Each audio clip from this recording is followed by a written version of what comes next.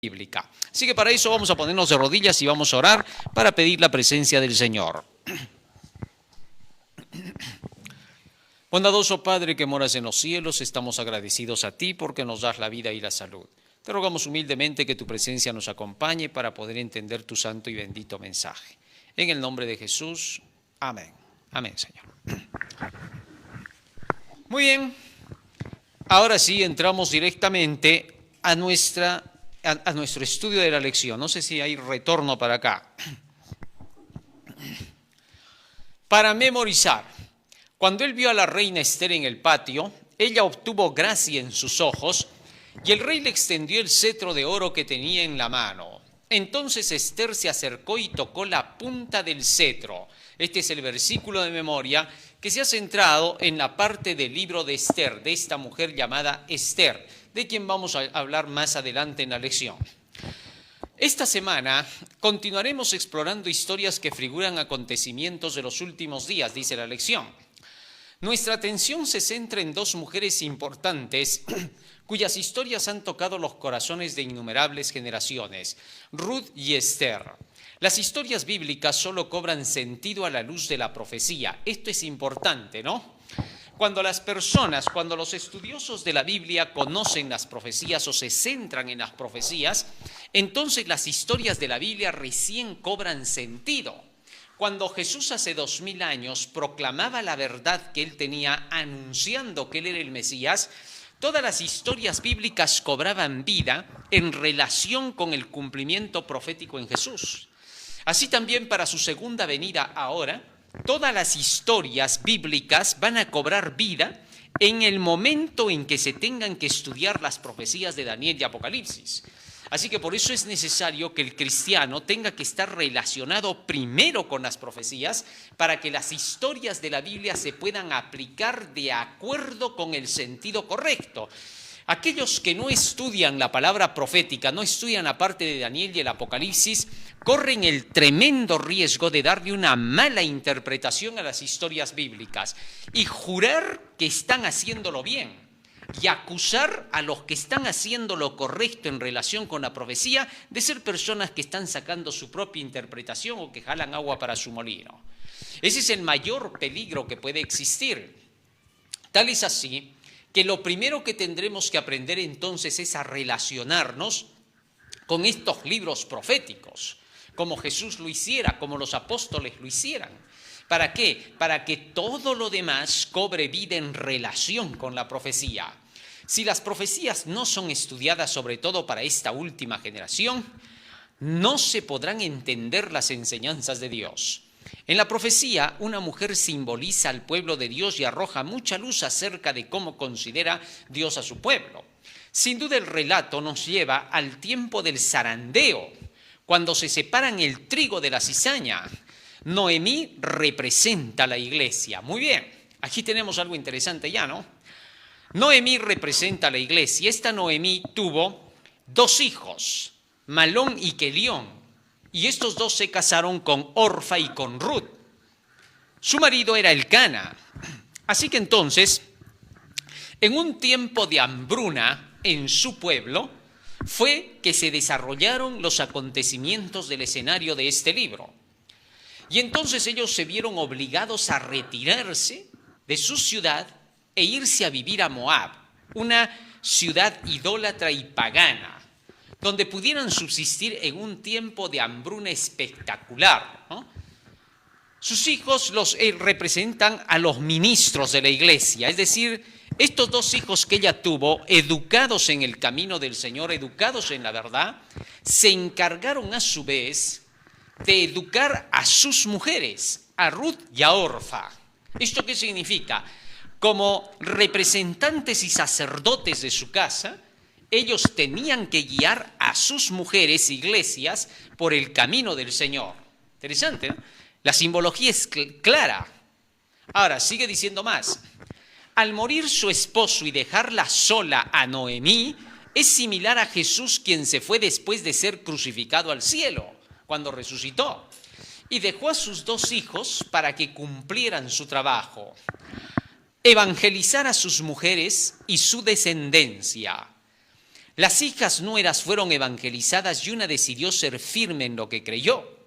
El tener que conocer acerca de lo que sería la angustia que le esperaba a Noemí, la iglesia, no la hizo acobardar a Ruth, sino que con más ganas le dijo entonces: tu pueblo será mi pueblo y tu Dios mi Dios, aún hasta la muerte, porque dijo: donde tú mueras, moriré yo. Fíjate, donde tú mueras, moriré yo, significa te acompaño hasta el último de tus días. Apocalipsis capítulo 2, verso 10 muestra que eso es fidelidad. Sé fiel hasta la muerte con Cristo. Cásate con Cristo hasta el final. La iglesia tiene que serle fiel a Cristo hasta el final y recibirá la corona de la vida eterna. Por su parte, tenemos a la otra mujer, a Orfa. Calculó el costo del viaje con Noemí y prefirió volverse a su pueblo y a sus dioses, nos dice Ruth 1:15. Interesante, ¿no? Ahora bien, hasta aquí ya tenemos a Noemí como la iglesia del pueblo del Señor, y a Ruth y a Orfa el trigo y la cizaña. Interesante, ¿no? Mira cómo se va armando todo. Es decir, dos tipos de miembros dentro de la iglesia y que van a ser determinados por el tipo de educación que recibieron de parte de sus líderes y, en segundo lugar, por la forma en que éstas recibieron la verdad o la rechazaron. Mientras por un lado se ve a una Ruth que recibió la instrucción de su marido, de acuerdo con lo que él enseñaba en cuanto a los principios del pueblo al cual él pertenecía, y que Ruth se aplicó a estas enseñanzas, hasta el punto que se nota que Ruth vivía de acuerdo con estos principios, porque el día que Noemí le dijo: ¿sabes qué, hija? Corre, regrésate, quédate, ¿a dónde yo te voy a llevar? Ya no tengo más hijos. Y si me nacen hijos, tú no los vas a esperar. Así que entonces regrésate con tu hermana, con tu compañera, con Orfa, váyanse. Ella ha regresado a sus dioses. Entonces Ruth le contestó claramente y le dijo a Noemí: no me ruegues que te deje ni que me aparte de ti, porque tu pueblo será mi pueblo. Es decir, voy a ir a servir las leyes de tu pueblo. Ese es el trigo.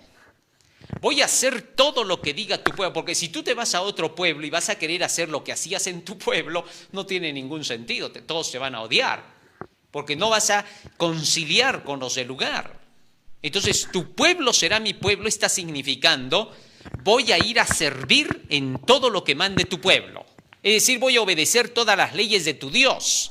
Y por eso luego dijo: tu Dios será mi Dios. Ahora, no iba a ser simplemente de llamarse su Dios, porque cuando ellas estaban en Moab se servía a sus dioses con sacrificios humanos, con todas las cosas que se tenían que hacer, y ellas eran serviciales a su Dios. Ahora, cuando estaba diciendo tu Dios será mi Dios, estaba diciendo: voy a ir a obedecer todos los mandamientos de tu Dios. Ese es el trigo. La cizaña, por su parte, no acepta el tener que ir al servicio. Orfa no pensaba ir a servir a Dios, lo que significa que en casa Orfa tampoco vivía de acuerdo con los principios de Dios. Se había casado con uno de los hijos de Noemí, pero no había sido o instruida correctamente como para tener que someterse a los principios, porque el marido es la cabeza de la mujer. Y es obvio que este hombre tuvo que haber educado a Orfa como debía de ser. Pero se nota que él no hizo el papel correcto. Así que entonces que León falló en la obra que tenía que hacer con su mujer. Y por su parte se nota que a su mujer no le interesaban las cosas de Dios, sino los placeres, las modas, las diversiones, adorar a sus dioses. Porque son todos los dioses de Moab. Había el dios de la moda, había el dios de la belleza, había el dios de la sensualidad, había el dios que tenía que ver con las diversiones del baile, la fiesta, el banquete, la borrachera, la orgía. Entonces ella servía a esos dioses. A eso se refería Noemí cuando dijo: ella se quiere ir a servir a sus dioses. Muy bien, ahora ya tenemos a los dos tipos de personas que hay dentro de la iglesia: el trigo y la cizaña. Muy bien, sigue diciendo más acá. Así, hacia el final del tiempo, también la iglesia de Dios tendrá que pasar por un zarandeo mundial. Unos aceptarán los mandamientos de Dios y la fe de Jesús al aceptar el Evangelio y obedecerlo. Apocalipsis 14, 6 al 12.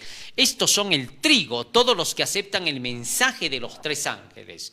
Todos los que aceptan todo ese mensaje y no simplemente dicen, nosotros aceptamos la primera partecita del Evangelio eterno, todo lo demás es lo de menos. No, el Evangelio eterno es todo. Temed a Dios, dadle gloria a la hora del juicio, adorad al Creador, ha caído Babilonia, si alguno adora a la bestia, su imagen y su marca. Todo eso comprende el Evangelio. Y ahora estamos en la última parte del Evangelio eterno, que es Apocalipsis 14, 9 al 11, que va denunciando a la bestia, su imagen y su marca. Y llama a un pueblo a que guarde los mandamientos de Dios y la fe de Jesús. Eso se llama hoy el Evangelio eterno. Hay algunos que fallan en esto y no estudian correctamente las Escrituras y declaran que el Evangelio eterno es aparte del primer ángel, del segundo y del tercero. ¡Qué barbaridad! Tanto tiempo repasando Apocalipsis 14 y no saben ni siquiera lo que es el Evangelio eterno. Es increíble, ¿no? Pero en fin, el Evangelio eterno entonces para ahora es el tercer ángel, así de claro, así de sencillo, sin ambages. Muy bien, sigue diciendo más. Como Ruth, los fieles no temerán el oprobio, pero quienes no fueron bien evangelizados como Orfa, al no valorizar la verdad que habían recibido y pensaron que solo era llevar el nombre de adventistas, traicionarán a la fe. Así también, Orfa traicionó a aquello que debió de haber seguido, supuestamente instruida por su marido. Así abandonó por completo la fe. Y se fue dándole un beso a Noemí como cuando Judas le dio un beso a Jesucristo, ¿no? Y entonces Cristo le dijo, por un beso dejas al maestro. Así también, por un beso, por regresarte con tus dioses, dejas a tu suegra, a aquella que ha sido una madre para ti, pero a Orfa no le importó más. Y aunque por un momento lloró, su llanto no fue suficiente para determinar su arrepentimiento. Sí, porque hay algunos que piensan que para arrepentirse tienen que llorar a gritos, ¿no? Y si no lloran a gritos no están arrepentidos. Otros piensan que el llanto puede hacer el cambio. Dicen, he hecho llorar a muchos cuando he predicado, los he hecho pasar adelante, cómo lloraban, sacaban el pañuelo y todo. No, el llanto de Orfa no le sirvió para nada, por favor. Así los llantos no tienen nada que ver con la salvación, ni con la conversión, ni con la renuncia al pecado. Por favor. El llanto sí tendría que ver con el deseo de conocer la verdad. Bienaventurados los que lloran, porque ellos serán consolados, ¿no? ¿Por qué lloran? Porque son pobres de espíritu, necesitan conocimiento. Por eso tienes que llorar. Si quieres llorar, llora por conocer el Evangelio, en cuestiones de salvación. ¿Qué otros llantos? Ya tienen que ver con las cosas comunes, ¿no? Muy bien, muy bien. Sigue diciendo acá. Como Ruth, los fieles no temerán el oprobio, pero quienes no fueron bien evangelizados como Orfa, al no valorizar la verdad que habían recibido y pensaron que solo era llevar el nombre de adventistas, traicionarán a la fe. Orfa con un beso se despidió de Noemí volviéndose a sus dioses. Judas traicionó a Jesús con un beso y se volvió a su dios dinero y a los dirigentes falsos, pensando que ellos le darían beneficios. Muchos renuncian a la fe del tercer ángel por la codicia del dinero y al recibir apoyo de los dirigentes falsos y promesas de grandeza se van con ellos y buscan destruir la verdad como Judas a Jesús. Si quería irse, ¿por qué no se fue? ¿Cuál era la necesidad de querer destruir a Jesús? Él decide seguir a Jesús. El decidir seguir a Jesús debe ser ahí, al aprender de Cristo. Bueno, no, aquí es el asunto de Judas, ¿no? Cuando él decidió al principio seguir a Jesús, decidió aprender de Cristo, pero pronto se creía más sabio que él. Bueno, esto sí le pasó a Judas, ¿no? De inicio Judas de veras quiso aceptar a Cristo, pero a medida que fue pasando el tiempo, ¿qué le pasó a Judas? Bueno, sencillo, quiso demostrar que él era más sabio que Jesús. Este fue el mayor de los pecados de Judas, ¿no? Tanto así que Judas quería enseñarle a Cristo, quería decirle a Jesús lo que había que hacer. Esto sorprende cuando uno lee la historia de Judas, ¿no? que habían momentos en que Judas quería corregir a Jesucristo y quería decirle cómo tenían que ser las cosas. Por eso al final mismo de la historia también quiso darle una lección a Cristo para enseñarle que si lo vendía, él se quedaba con el dinero y que si Jesús se libraba de sus enemigos, así se había ganado dinero sin hacer mucho esfuerzo. Pero ese fue su final de Judas, ¿no? Porque terminó con esa traición separándose para siempre de Cristo. En fin. Algo que es imposible, que Judas fuese superior a Cristo, ¿no? Pues Cristo dijo, el siervo no es mayor que su Señor. Sin duda, cuando Dios ha llamado a alguien para su obra, nunca los que vienen después van a superarlo. Eso es un imposible, a menos que Dios quiera relevar al anterior. Fíjate en esto, cuando Dios levantó a Moisés, no permitió que nadie más tuviera que ponerse por encima de él. ¿Hasta qué momento? Hasta que Dios decidió relevarlo a Moisés. Lo propio sucedió con Josué. Y así en toda la historia podemos ver que las palabras de Cristo se cumplen. El siervo no es mayor que su Señor.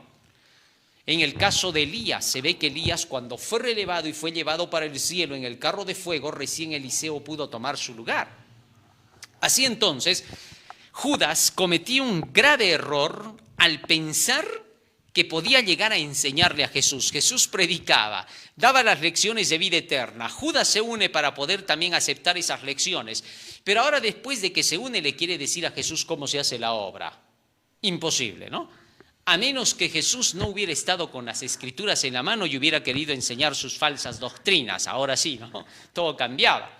Pero mientras estaba enseñando la verdad, mientras estaba en lo correcto y estaba ungido así por el Espíritu Santo, era imposible que cualquiera que viniera después quisiera sacar provecho y decir, yo no necesito creer en pioneros, ¿sí? Porque hay algunos que dicen, ¿no? Yo no necesito creer en los pioneros, a mí no me importan los pioneros, dice, ¿no? Si hubiera estado en los días de los apóstoles, diría, a mí no me importan los apóstoles, no me importa Jesucristo, importa lo que yo entiendo y nada más. No, no es así. Primera de Juan capítulo 1, versículo 1 al 3, tenemos que entender que siempre hay una forma en que Dios conduce a su iglesia, si no su iglesia se deshace, pues no tiene ningún sentido, ¿no? Hay algunos que intentan deshacer a la iglesia tratando de atacar las bases mismas de las creencias de la iglesia y aquellos que fueron los que iniciaron. Estamos edificados sobre el fundamento de los apóstoles y profetas. Y a medida que ha pasado el tiempo, estamos nosotros fundamentados en aquellos que han recibido la luz y que la comunican ahora. Porque Cristo dijo, oro también por aquellos que han de creer en mí por la palabra de ellos. Es decir, no debemos olvidar que Dios tiene a gente que levantó para proclamar el Evangelio, que son los pioneros en la causa y que hay que depender de lo que dicen estos pioneros. Mira lo que dice Primera de Juan 1, 1 al 3. Sí, estuve escuchando por ahí a personajes que andan diciendo cosas que no tienen sentido. En un afán de hacer que la iglesia no siga lo que dice las bases del pueblo de Dios, tratan de decir, yo más bien no creo en pioneros, en Juan, en Jaime, ni ninguna de estas cosas, porque hablaban herejías. Bueno, hay que perdonar la herejía de estos hombres. Bueno, hablan herejías y hay que decir, bueno, en fin. Lo que era desde el principio, lo que hemos oído, lo que hemos visto con nuestros ojos, lo que hemos contemplado y palparon nuestras manos tocante al verbo de vida, dice Juan, mira, todo lo que hemos oído y visto de Cristo. Verso 3, lo que hemos visto y oído, eso os anunciamos, para que también vosotros tengáis comunión con nosotros, y nuestra comunión verdaderamente es con el Padre y con su Hijo Jesucristo. Es decir, escudriñamos lo que dicen los pioneros, vemos lo que ellos creyeron y todo lo que está a la ley y al testimonio está confirmado por lo que dicen. Entonces tenemos comunión con ellos, porque como iglesia tenemos que tener comunión, estar unidos en la misma verdad. Yo no puedo venir y decir, yo encontré una nueva verdad, nueva luz, para mí no me interesa lo que haya sido lo anterior. No puedo decir eso porque inmediatamente se demuestra que salieron de nosotros porque no eran de nosotros, porque si hubieran sido de nosotros hubieran permanecido con nosotros. ¿Ah? Entonces aquí hay una base. El pueblo de Dios, como adventista del séptimo día, tenemos las creencias que dieron inicio a nuestro pueblo. Y nadie va a venir a querer mostrarnos nuevas creencias que deshagan aquello que hizo al pueblo. Sin embargo, si lo que enseña resiste la prueba de la ley y el testimonio, y lo que enseñaron antes no resiste la prueba de la ley y el testimonio, entonces recién podemos acceder y decir, esto está bien y aquello está mal. Pero si se puede demostrar que aquello que dijeron los que iniciaron la obra está basado en la Biblia, no hay ningún problema. Hablar a la ligera, muchos hablan a la ligera porque en sus iglesias sus pastores pues les dicen, no crean en esa iglesia, son falsos, son sectas, son mentirosos. Bueno, solo un sectario habla así, ya sabemos. Pero a veces hay gente que no conoce, pero les cree a estos sectarios porque son sus pastores y dicen, mi pastor me ha enseñado así, pero no dicen yo lo leí en la Biblia. Y cuando dicen yo lo leí y conversas con ellos no citan ni un solo texto y eso es extraño. Así que tengamos cuidado, ¿no? Todo eso tiene que ver con la separación del trigo y la cizaña, el zarandeo. Así es como Dios va a separar lo bueno de lo malo. Aquellos que dependen únicamente de los escritos de la palabra de Dios para demostrar sus bases, ¿no? Por ejemplo, si queremos nosotros probar que Juan el Bautista era un profeta de Dios, tenemos que utilizar las Escrituras. Y las Escrituras del Antiguo Testamento nos dicen que vendría un hombre con las características de Juan el Bautista y que declararía lo que Juan el Bautista declaró. Y si Juan el Bautista declaró lo que estaba escrito, es porque ese es a quien Dios llamó. Dios no llama mágicamente, ¿no? Hay algunos que dicen, pero ¿cómo sabemos que ese que está hablando así, solo está hablando porque lo ha leído, pero no es el que Dios tenía que enviar? No, pues, eso es falta de conocimiento, hermano. Te voy a decir cómo funciona esto. Mira, ve, si alguien aparece y lee las Escrituras, lee lo que dicen los profetas y ve la misión que hay que cumplir y cumple con eso, tú no puedes decir qué tal él no era, pero cumplió con eso. No puedes decir él era. ¿Sabes por qué? Porque precisamente Dios lo condujo para entender esas profecías y luego señalarlo para que vaya a declararlas. ¿Ahora entiendes cómo trabaja Dios? Así de simple. Así que mágicamente no lo va a hacer. Tú no puedes decir, está bien, este hombre predica el mensaje del Evangelio eterno. Nadie dice que no, es el mensaje de los 3 ángeles. Pero ¿qué tal? No es él el que Dios tiene que enviar, sino que hay que esperar a otro. ¿Y cómo sabes que hay que esperar a otro? ¿Cómo sabes que no es él? ¿En qué te basas para decirlo? Es que es un humano, es un pecador. Bueno, encuéntrame a uno que no sea así. Ni tú misma, contándote a ti ya por gusto, ya perdemos el tiempo. Así que entonces, ¿cómo se puede negar algo como eso? Así igualmente, como se tiene de Juan el Bautista, se tiene de Jesús, también se tiene de los profetas últimos. Lo digo por causa de Elena de White, porque hay algunos que saben qué dicen. Dicen, está bien pues, la Biblia dice que vendrían profetas para los últimos días, nadie dice que no, que Dios derramaría su espíritu sobre hombres y mujeres, pero ¿por qué tiene que ser Elena de White? Así, ¿y quién quieres que sea entonces? ¿Tú? ¿Cualquier otro de tu iglesia? ¿Por qué? ¿Cuál sería la razón? Y yo te voy a decir por qué tuvo que ser ella. Porque ella recibió esas instrucciones de la palabra de Dios, estudió aquellas cosas que Dios enseñaba y las declaró. Si Dios le dio ese conocimiento, si la llamó, porque tú también puedes ser llamado cualquiera. O sea, tú no puedes venir a decir, no, ella, ¿por qué tiene que ser? Ella es una tal por cual, que por aquí, que por allá. ¿Eso qué interesa? Dios llama a aquel que se dedica a su palabra. Cuando lo ve que se dedica a su palabra, entonces Dios lo instruye y a ese lo envía. Así como a Isaías. Y ese se llama el enviado de Dios. Eso es todo. Así que no tenía que haber ninguna magia para que sea el especial. Entiéndase, por ejemplo, a ver, búscame en la Biblia que en el Antiguo Testamento diga que Dios enviaría a Juan el Bautista. Dame un texto donde diga, vendrá Juan el Bautista y él preparará el camino para el Señor. No vas a encontrar ningún texto así. Pero sí vas a encontrar que la Biblia dice que alguien vendría para preparar el camino del Señor y que tendría ciertas características y todo ello se cumplió en Juan. Así sucede con Elena de White. Muy bien, eso para que te quede claro. Para que no andes diciendo por ahí, ¿por qué tiene que ser ella que la falsa profeta o el otro falso profeta? Sí, porque hay algunos que son expertos en decirle falsos profetas a todos, cuando él es el falso profeta por decir eso. Nadie puede decir eso. Hay que ver si aquel que trae el mensaje coincide con lo que dice la Biblia. Si coincide con lo que dice la Biblia, es porque Dios lo envió. Entiéndase que Dios envía cuando tú lees la Biblia, porque solo el Espíritu te motiva a leer la Biblia y a estudiarla y a buscar el conocimiento y a querer entender las cosas para el tiempo presente. Y cuando tú te levantas a predicar, recuerda bien que es el Espíritu Santo el que te está levantando. ¿Por qué? ¿Acaso te levantas por ti? Te levantas porque leíste. Así los que no leen y dicen que se levantan son falsos profetas, así se los reconoce. Así digan cosas maravillosas, no nos importa, tiene que estar de acuerdo con la Biblia. Así viva como un inmaculado ángel en la tierra y parezca Gabriel caminando por la calle, no le creemos nada si lo que dice no está de acuerdo con lo que enseña la profecía bíblica. ¿Te diste cuenta? Para ser enviado tienes que tener mensaje. Cristo trajo un mensaje y era enviado del cielo. San Juan capítulo 3, versículo 34 dice claramente, el que es enviado de Dios, las palabras de Dios habla. Muy bien. Ahora entonces, cuando Judas quiso hacerse el maestro de Cristo, salió perdiendo y lo traicionó. Así de sencillo, así es como se termina, ¿no? Pronto, solo por la profecía que se da cuenta de que entregó el Salvador, y al ver que no podía retroceder el tiempo y la vergüenza y la cólera de Judas, no lo dejaron volver a Jesús y prefirió suicidarse. Ahora bien, Judas se dio cuenta finalmente de que Jesucristo era el verdadero Mesías, que él se había equivocado y que su traición que había hecho contra Cristo le costaría la vida, ¿no? ¿Por qué? Porque se dio cuenta por las profecías que Jesús había indicado que todo se estaba cumpliendo en él.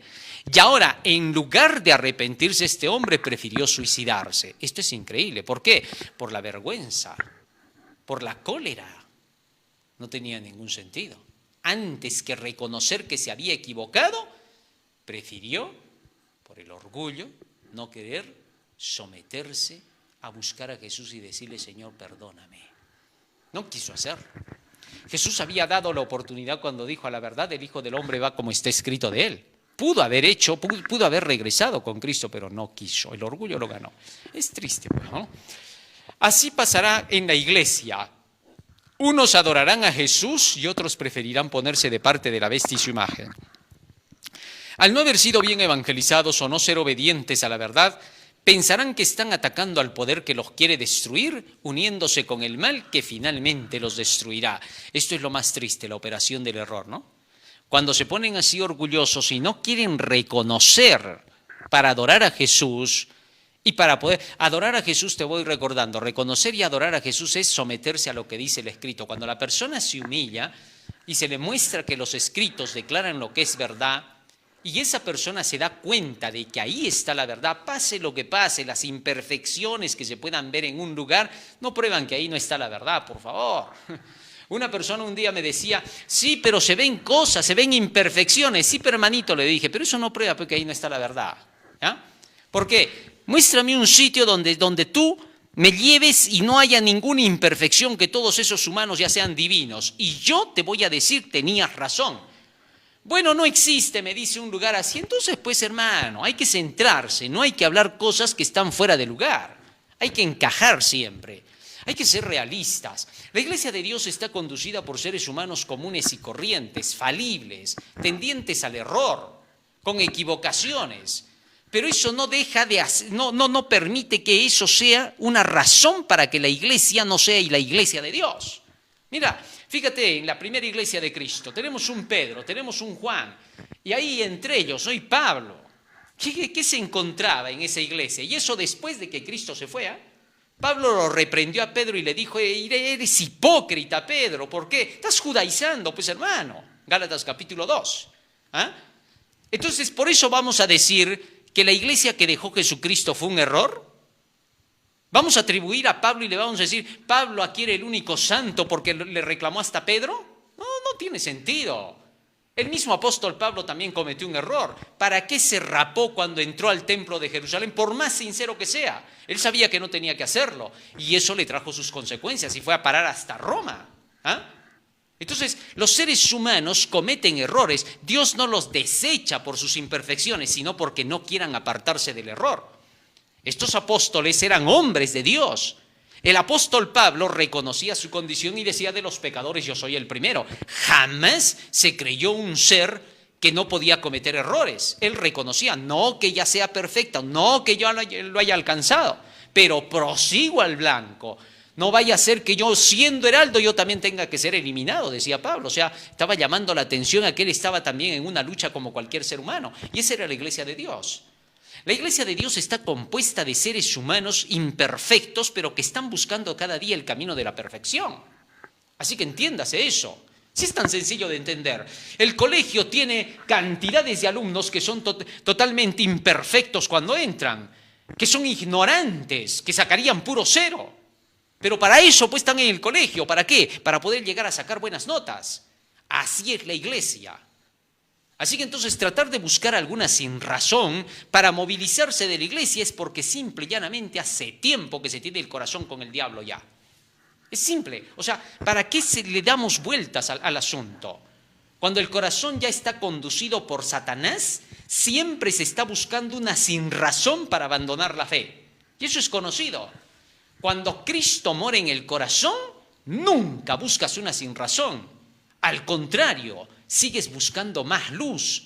Andad conmigo, dijo Cristo, entre tanto que tenéis la luz, porque no os sorprendan las tinieblas. Muy bien, qué lindo es entender estas cosas.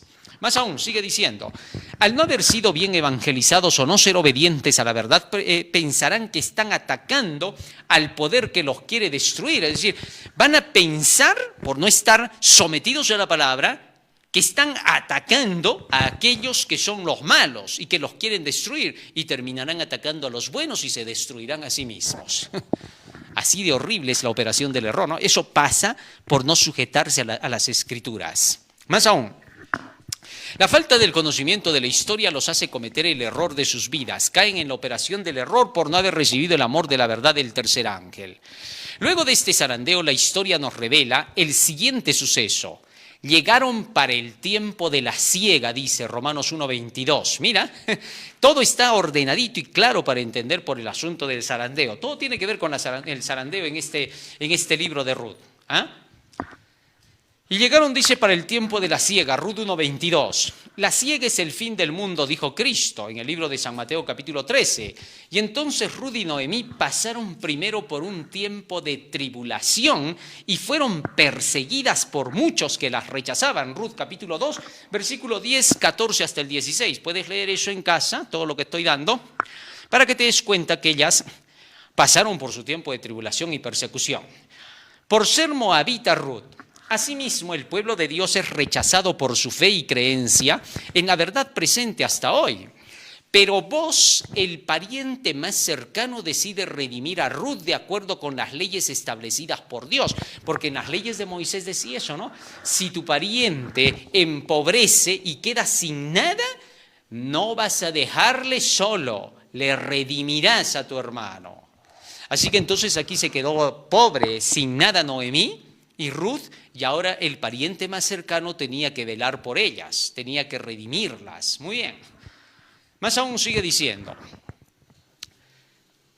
pero vos, el pariente más cercano, decide redimir a Ruth de acuerdo con las leyes establecidas por Dios, aunque había otro pariente que era más cercano, pero por sus intereses prefirió no redimir a Ruth. Interesante, ¿no? En la historia se ve que este pariente, cuando vos le dice, mira, ¿sabes qué? Tienes que redimir a Ruth y a Noemí y vas a agarrar las tierras porque te pertenecen. Ya, dijo él, yo las redimo. Pero eso va a significar que también tú vas a tener que darles para ellas y vas a tener que casarte con la viuda. Así que empieza ya, de una vez. No, un momentito, yo no puedo hacer eso, dijo el hombre, ¿no? Rápido sacó las manos. Esto tiene un significado en medio del zarandeo. Vamos a seguir leyendo. Aunque había otro pariente que era más cercano, pero por sus intereses prefirió no redimir a Ruth. Aquel que según las leyes estaba obligado a redimir no quiso. Los que en el mismo pueblo de Dios no quieren cumplir con reconocer al remanente del tercer ángel, ahora sí la cosa se pone candente, hacen lo mismo instados por Satanás. Este pariente cercano entonces estaba representando al mal, porque estaba siendo movido por Satanás a que no se cumpla lo que Dios decía, Así también aquellos que eran los parientes más cercanos, aquellos que se rebelan contra el mensaje del trigo del tercer ángel, son los parientes cercanos. Entonces, los parientes cercanos de la iglesia, porque el pariente cercano que iba a representar a Cristo es vos, no te vas a equivocar. El otro pariente cercano, que era más cercano, eran los hermanos que estaban pues ahí en la iglesia de cerca y que debieron de velar por esta mujer y por Ruth. ¿Y qué pasó? Sigamos leyendo. Hacen lo mismo instados por Satanás. Los reclama como suyos, pero cuando Dios le dice las condiciones del tercer ángel para que sean suyos, de acuerdo con las leyes de Dios, entonces los rechaza, pero Jesús los redime y los reconoce como suyos. Eso es lo que hace el diablo a través de su gente, ¿no? ¿Qué hace? Los reclama y dice, momentito, son de la iglesia, sométanse a lo que dice acá la iglesia. Y Jesús les dice, sí, momentito, son de la iglesia, pero vas a dejar ahora que ellos tengan que proclamar la verdad y les vas a entregar los bienes para que ellos terminen la obra. Ah, no, eso no vamos a hacer, dicen, ¿no? Aquellos que son instados por Satanás, como ese pariente más cercano que no quiso dedicarse a lo que debía de ser. Y rechazan y prefieren hacer de lado a aquellos que representan a Ruth y a Noemí. Interesante, ¿no? Y entonces, ¿qué hace Jesús? Jesús los redime a los del tercer ángel. ¿Cómo los redime? Cuando Jesús, con toda su palabra, apoya lo que están diciendo los del tercer ángel. Así Jesús les dice, miren, son míos. ¿Por qué? Hacen todo lo que dice mi palabra, están enseñando lo que dice mi palabra, están guiando a la gente por ese sector. Esa es la única forma, te voy avisando, en que Jesús hace que se reconozca a un grupo de gente en su iglesia. Después, ¿acaso tenemos que esperar a que el presidente de la Asociación General reconozca a alguien para predicar? ¿Te imaginas si esperáramos en eso? ¿Qué tal está instado por el diablo, como Anás y Caifás? Nunca lo vamos a saber. ¿Cómo nos vamos a dar cuenta? Cuando no quiere que avance el mensaje. Entonces no vamos a esperar a que alguno de los dirigentes tenga que decir lo que hay que hacer, porque el que redime es Cristo. Vos fue quien le dijo a Ruth lo que tenían que hacer y a Noemí. El Redentor, porque el otro no pudo decirles nada, porque no quiso redimirlas. Así que tengamos cuidado. Con que la palabra de Dios apoye la misión que se está haciendo significa que Jesús está redimiendo. Él está reconociendo a estas personas que son ahora la esposa, son la iglesia, y a ellas se les ha de respetar. Vos mandó a toditos los que estaban ahí, a los que se le oponían a Ruth y a Noemí. Ustedes van a hacer que estas mujeres tengan todo lo que necesitan. La orden fue perentoria. Los que no obedecían les iba a ir mal, porque vos, que eres el dueño del lugar, estaba dando la orden. Así también cuando Jesús da las órdenes a través de su palabra y los testimonios para saber quién es quién, para amparar la obra de los que están haciendo su labor, todos deberían de saber que ahí está Dios en ese lugar y que no está en ningún otro sitio. Es por gusto, se puede decir mil cosas. El registro bíblico nos está enseñando otra cosa, por eso hay que entender, ¿ves? A la luz de la profecía, los símbolos bíblicos y las enseñanzas. Fuera de eso, nada vale. Porque sigue en su palabra, al final vos logró tomarla por mujer pagando todo en favor de ella, y de ella salió la descendencia del gran rey David. Si no fuera por ellos, y por eso está el relato de ellos, esa historia, ¿no? Para mostrar que del zarandeo sale David. Siempre aquellos que representarán a David tienen que salir del zarandeo, no pueden salir de otro lado. Del zarandeo que estaban pasando en esta ocasión, salió el rey David. ¿Para qué? Para llevar al pueblo a la victoria sobre los filisteos y alcanzar el éxito mundial de esta nación. Para los días finales el Señor dice que levantará a David para que pueda ser proclamada su verdad y de nuevo, oh torre del rebaño, fortaleza de la hija de Sión, a ti volverá la gloria primera. Esto es para el fuerte pregón. Así que tenemos que tomar esto en cuenta.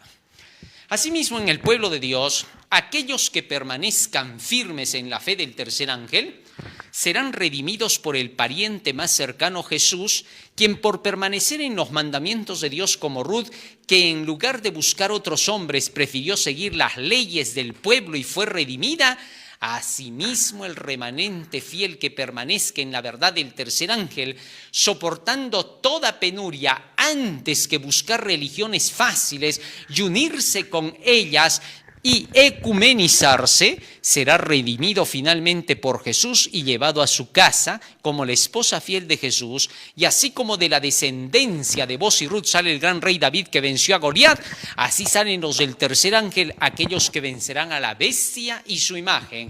¡Qué linda historia de Ruth! ¿La habías visto así alguna vez? Sería bueno que la repases, ¿no?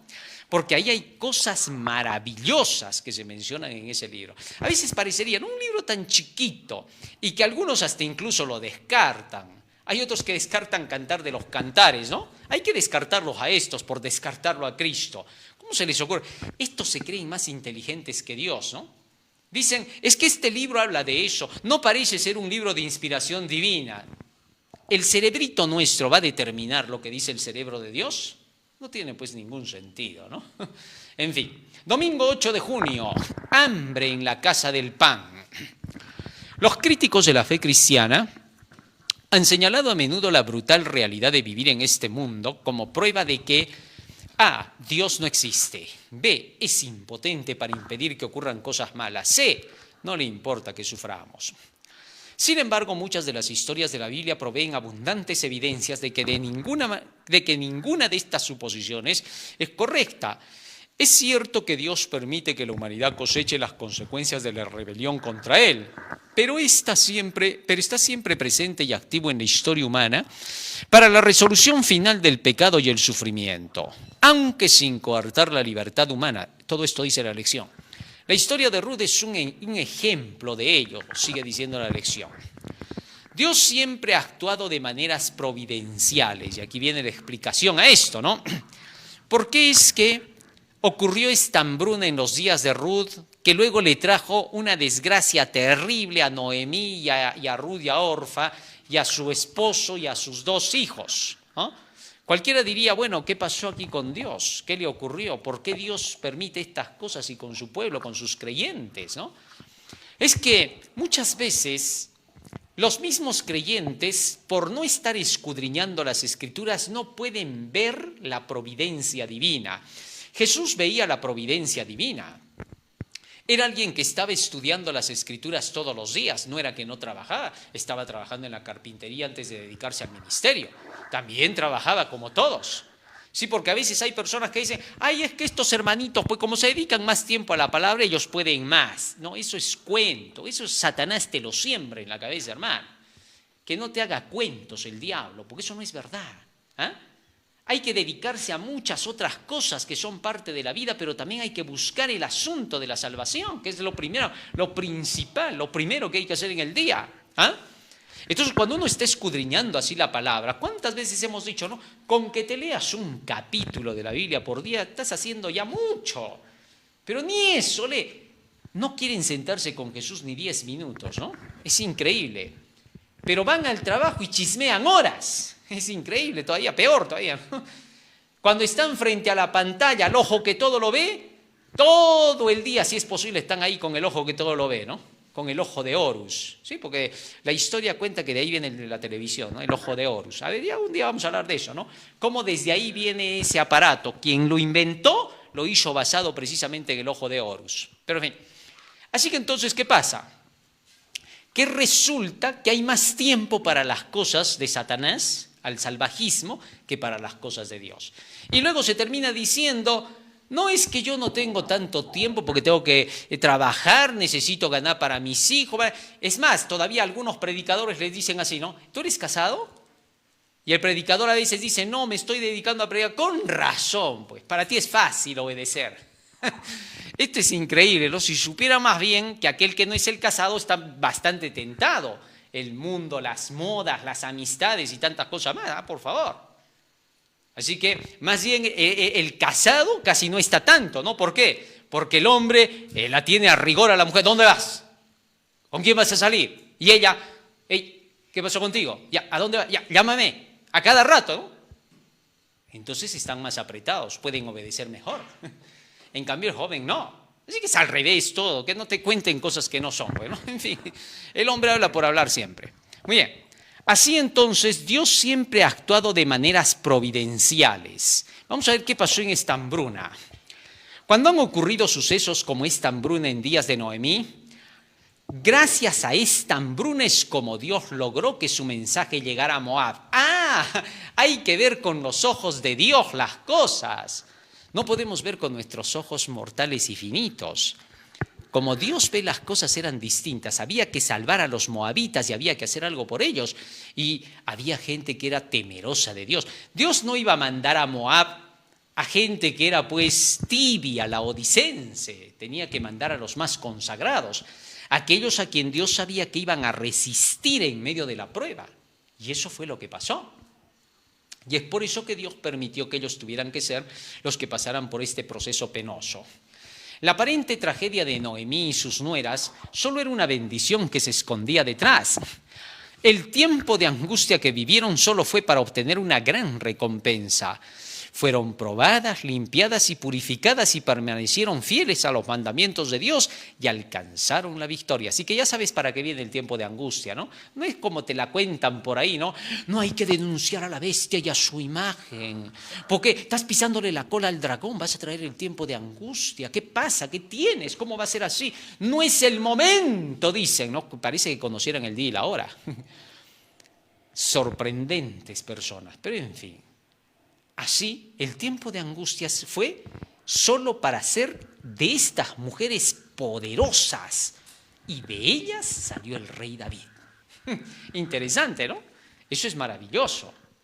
Y del rey David sale Jesucristo. Eso es una gran maravilla. Así que, ¿había bendición? No había. Solamente que el hombre no ve como Dios ve. ¿Por qué? Porque mis pensamientos, dice Dios, ¿qué? Son más altos que tus pensamientos. Como los cielos son más altos que la tierra, así mis pensamientos son más altos que los vuestros. En fin. Fueron probadas, limpiadas y purificadas. Los hijos de Dios también son llamados hoy a no solo creer, sino también padecer por el nombre de nuestro Señor Jesucristo, Filipenses 1:29.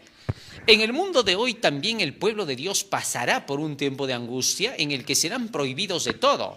No podrán comprar ni vender y el hambre rugirá por toda la tierra. Va a haber hambruna también en estos últimos días. Bajo el reinado del papado y sus aliados que forman el anticristo. ¿Ve? Cómo ya se va uniendo con Apocalipsis 13 ahora, ¿no? Se verán obligados a dejar las grandes ciudades y predicar el evangelio en los pequeños pueblos, como lo hicieran Noemí con su familia. Y luego dice más, pero al igual que Noemí y Ruth serán redimidos por Jesús del odio del mundo y de quienes fueron sus propios hermanos que los traicionarán por rechazar el mensaje. Ya está, más claro que el agua no puede ser. Lunes 9 de junio, Ruth y Boaz. Noemí pidió que cambiaran su nombre por el de Mara, que significa amargura en hebreo, a causa de la amargura que le había sobrevenido. Ver Ruth 1:20, dice la lección.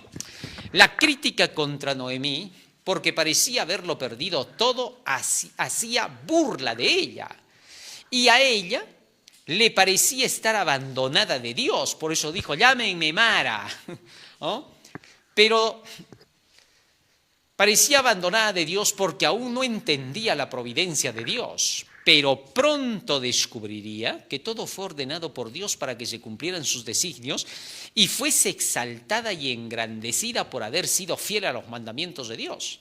Al buscar ser obedientes a Dios en toda la redención de Dios a través de Boaz, llegó a Noemí y Ruth. Asimismo, todos aquellos que acepten el evangelio de Dios, que enseña a obedecer los mandamientos de Dios y la fe de Jesús y decidan servirle, serán redimidos por Jesús. Esto es maravilloso, ¿no? Puede que en este mundo a algunas personas no les den ni importancia. Repito que hay algunos que hasta dicen que el libro de Ruth no necesita ser estudiado porque son 4 hojitas, ¿no? No hay más. Y no le dan importancia. Pero cuando Cristo vuelva por segunda vez y los hijos de Dios tengan que ser llevados a todo el universo para conocerse con todos los ángeles, con todos los habitantes de otros mundos, Varios van a preguntar por estas mujeres. ¿Dónde está Noemí? Yo quiero ver a Noemí, esa tremenda mujer, todo lo que hizo. ¿Y dónde está Ruth? Miren cómo dijo, tu pueblo será mi pueblo, tu Dios mío. Cómo se quedó hasta el final con su suegra y cómo es que aceptó las reglas establecidas por esa nación. Fíjate, para tener que casarse con vos, ella tenía que aceptar las reglas de la nación. No le importó a esta mujer, por más joven que era, tener que buscarse a un jovenzuelo por ahí. Pudo haberlo hecho, no le importó. Aunque vos fuese una persona mayor, igualito ella dijo, si esa es la regla, yo la cumplo. ¿Y sí? Y lo amaba a vos, ¿por qué? Porque amaba lo que su marido anterior le había enseñado. ¿Ah? Amaba a Dios. Así que cuando resucite, cuando sea llevada al reino de los cielos y la quieran conocer de otros mundos, van a buscarla. Yo quiero conocer a Ruth, van a decir. Y dime si tú no la quieres conocer, ¿ah? Bueno, cuando estudias de ella, a ver, yo también quiero conocer a Ruth. ¿Quién era Ruth? ¡Qué valiente mujer! Es así, pues. Porque los grandes serán grandes para siempre. ¿Cómo dice el texto en Daniel capítulo 12, verso 3? Brillarán como las estrellas a perpetua eternidad. No te olvides. Así valen para Dios sus hijos, como estrellas, ¿no? La redención hecha por Jesús nos muestra que al igual que recibió a Ruth siendo una mundana, por haber aceptado el evangelio llevado por su marido, haciéndose participante de la promesa del pacto, en la que Dios escribe sus leyes en su corazón y obtiene el perdón de Jesús gratuito para mantenerse fiel a sus mandamientos, esta queda convertida en parte de su pueblo. Mira, era pagana, era mundana, pero aceptó el evangelio y decidió hacer la voluntad de Dios. Y Dios la aceptó a Ruth y escribió sus mandamientos en su mente y en su corazón, y ella los manifestó en el pueblo donde fue a vivir. ¿Se imaginan que Ruth hubiera dicho, sí, está bonito lo que me ha enseñado ahí Malón acerca de los mandamientos de Dios, de la fe de Jesús, de todo eso, entre comillas, ¿ah? Y luego llegaba a Israel y hubiera dicho, ¿qué tanto me piden acá? O sea que no puedo adorar un ratito a Moloch, ¿qué pasa acá? ¿Ah? Ya ustedes se exigen demasiado, extremistas, fanáticos, demasiado piden. ¿Qué cosa? Nadie se salva por obras, por último. ¿Te imaginas si Ruth se hubiera puesto así? La apedreaban por idólatra, la botaban, hubieran tenido buenas razones. Pero Ruth no hizo eso. Entró a servir y a obedecer. Tu pueblo será mi pueblo, tu Dios será mi Dios. Tenía que demostrarlo. Y así es como obtuvo la bendición de Dios. Esto es interesante, ¿no? Ella dijo, tu pueblo será mi pueblo, tu Dios mi Dios. Es decir, me someteré a las reglas de tu pueblo y a lo que mande tu Dios. Ella obedeció cada cosa que aprendió de su suegra y obtuvo que vos la redimiera. Si Ruth no hubiera obedecido estas reglas, no hubiera sido redimida. Así también somos redimidos por Jesús al aceptar su evangelio para hoy, del mensaje del tercer ángel, y todos los que lo hagan se acogen hacia los términos del pacto, obteniendo el perdón de sus pecados, al permitir que Dios escriba sus mandamientos en sus corazones para hacerlos obedientes a estos preceptos, poniendo todo su esfuerzo con corazón y alma. En el pueblo de Dios, todos aquellos que aceptan su evangelio están aceptando que van a seguir todos los parámetros del evangelio. Hay algunos que le llaman a seguir a los parámetros del evangelio salvación por obras. No conocen nada del evangelio, están en cero, ¿no? ¿Cómo se les va a ocurrir? Una persona decía así, a ver, ¿por qué enseñas que para poder llegar al cielo tienes que cumplir con todos los preceptos y reglas de una iglesia? Eso no es caminar con Jesús. El amor con Cristo, una relación con Él es más importante que todas esas reglas. Y entonces se le respondió, a ver, tú dices que más importante simplemente es una relación con Jesús. Te voy a decir una cosa. Para que tú lleves una relación con Jesús tienes que renunciar al pecado, porque Cristo y el pecado no tienen nada que ver. Cristo no es ministro de pecado. Así que para ti, ¿qué cosa significa renunciar al pecado? Y respondió, bueno, dejarlos, pues abandonarlos los pecados. ¿Haciendo qué? Bueno, haciendo ahora lo que Dios pide. ¿Y eso es qué? Bueno, ¿qué es? Pues responde, ¿qué es eso? ¿Ya ves que no puedes responder ahora? Callas como el de la parábola, que cuando le dijeron, ¿por qué no tienes el vestido de bodas? Cayó y fue echado a las tinieblas. Es que no tiene sentido. Siempre este tipo de personas son ilógicas. No tiene sentido lo que discuten mil cosas, pero al final son ilógicas. Ese grupo de la cizaña en el pueblo de Dios siempre será ilógico, porque quiere estar en el pueblo de Dios, pero no quiere servir a Dios. Porque para él servir a Dios se llama legalismo, se llama salvación por obras, se llama querer ganarse el cielo. Eso no tiene ningún sentido, pues. Para seguir a Cristo tú renuncias al pecado. Renunciar al pecado, ¿qué significa? Que vas a hacer todo lo que Jesús te diga. En fin. Las aparentes desgracias que son resultado del pecado en este mundo solo se convierten en providencias de Dios para nuestra bendición. Como se le dijo a Adán, maldita será la tierra por amor de ti, Génesis 3:17. Así la gente tiene una razón para preguntar por Dios y finalmente, como Ruth, somos llevados a los terrenos del Redentor de la tierra nueva, donde al igual que Noemí y Ruth gozaremos para siempre de la redención de Jesús. Esto es interesante, ¿no? Todo lo que pasa en esta tierra es simplemente parte del camino al cielo. Eso nunca hay que olvidar. Fíjate en esto. En una ocasión teníamos que viajar hasta un sector para ir a predicar, recuerdo. Y mientras íbamos hacia ese sector, de pronto empezó un camino donde la pista era trocha, es decir, no había pavimento, y no solamente que era tierra, sino huecos. El carro se movía, que parecía que se caía, y hacia el otro lado había un abismo tan profundo que se te llegaba a perder la vista porque parecía nublado en el camino, ¿no? Así, vapor se veía, así de alto era el lugar. Y entonces varios decían, qué feo camino, ¿no hay otra forma de entrar acá? No.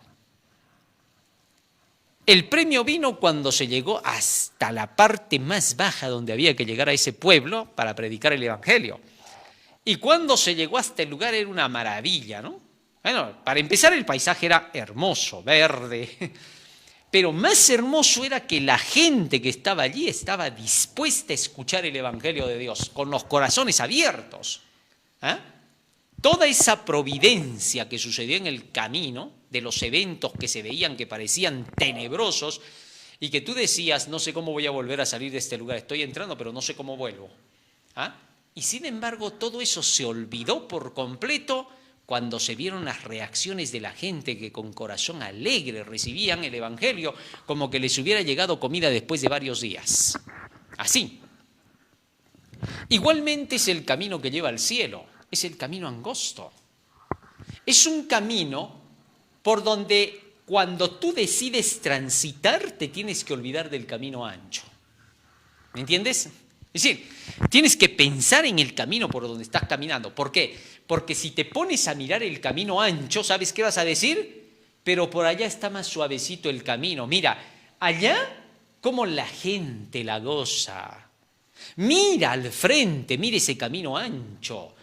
Aquellas personas, mira, se portan mal, se portan peor que perros, pero sin embargo, cómo reciben bendiciones. Buenos trabajos, buenos lugares, mejores amigos, están en buenas empresas, bien posicionados. Y nosotros por este camino angosto, pisando piedras, cayéndonos, rompiéndonos la nariz, chocando la cabeza con las puntas de las piedras y las rocas. ¿Qué es esto? ¿Dónde está Jesús? ¿No dicen que este es el camino al cielo? De cielo no tiene nada, parece que vamos al infierno.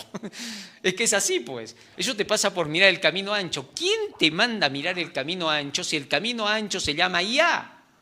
Es decir, es pura mentira, es todo artificial. Es la IA de Satanás. Para hacerte creer lo que no es. Lo digo para que sea ilustrado, ¿ya? Entonces, no mires nada de eso. ¿Por qué miras a Sodoma y a Gomorra? Mira, si Abraham se hubiera quedado mirando a Sodoma y a Gomorra, lo hubiera visto a Lot, ¿no? Y hubiera dicho así, ¿pero qué pasó acá? Señor, mira, yo no he escogido la llanura, pero a Lot se le ve divertido todos los días. Tiene buenos amigos por ahí. La flor innata de Sodoma y Gomorra se hablan con Lot. O sea, Lot se ha vuelto por ahí el más destacadito. ¿Y yo? ¿Qué pasa, pues, Señor? Acá me tienes con ovejas, con cabritos todo el día, mirando simple y llanamente tierra, polvo, cerro. ¿Cómo es, por fin, Señor? ¿Él es el bendecido o yo? Pero Abraham no era de esa gente. Abraham sabía que caminaba ¿hacia dónde? A la ciudad con fundamentos, cuyo hacedor es Dios. Abraham solo ponía la mirada en lo que decía Dios. Así debemos poner solo la mirada en lo que dicen las profecías. El pueblo sin profecía es sodomita. Así de sencillo. No hay más. Es más que clara la verdad. Así que entonces no te equivoques, por favor. Si vas a caminar por esta senda, no mires pues el camino ancho. Ni me hables de ese camino ancho. ¿Para qué pierdo mi tiempo conversando de tu camino ancho, ¿no?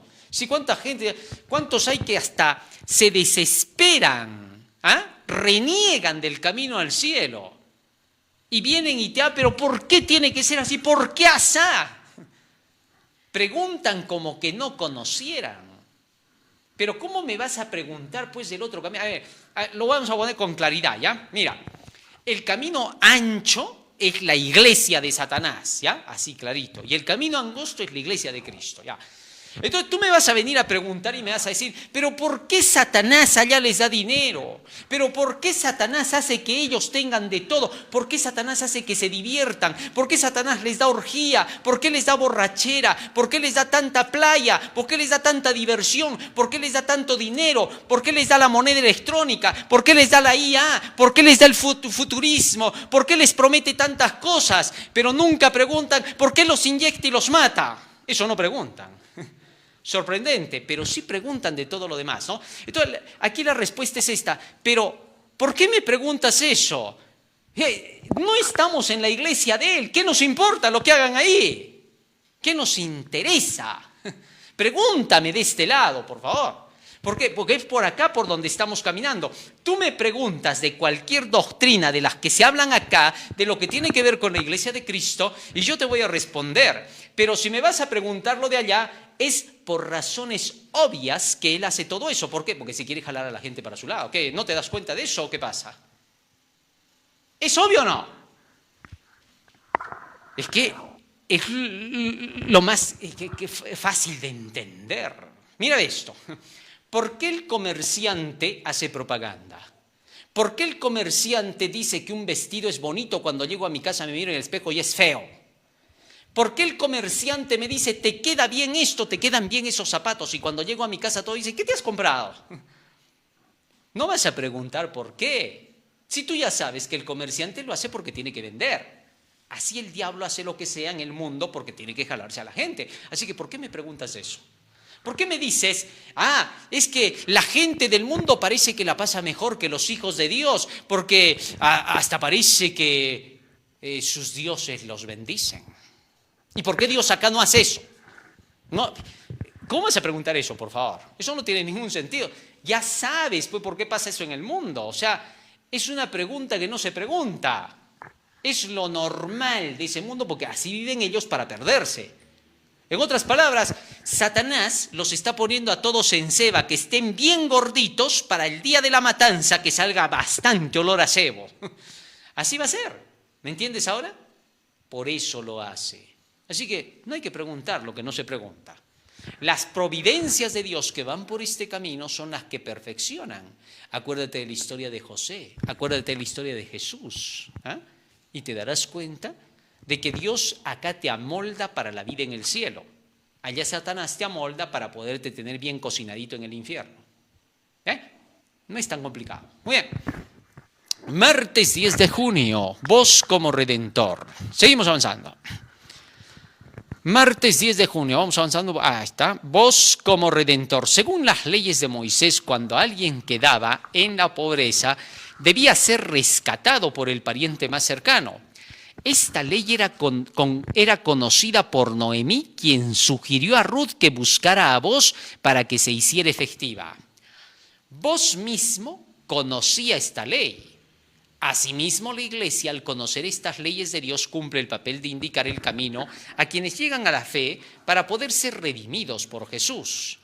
Al dar Dios esas leyes, es Dios quien busca al hombre para que él cumpla estas leyes y obtenga la bendición. Fíjate en esto es importantísimo, yo diría que es el centro mismo de todo, ¿no? A fin de que Ruth pudiera ser redimida, habían leyes que tenía que cumplir, habían reglas que tenía que cumplir, si no, no se hubiera dado la redención en Ruth.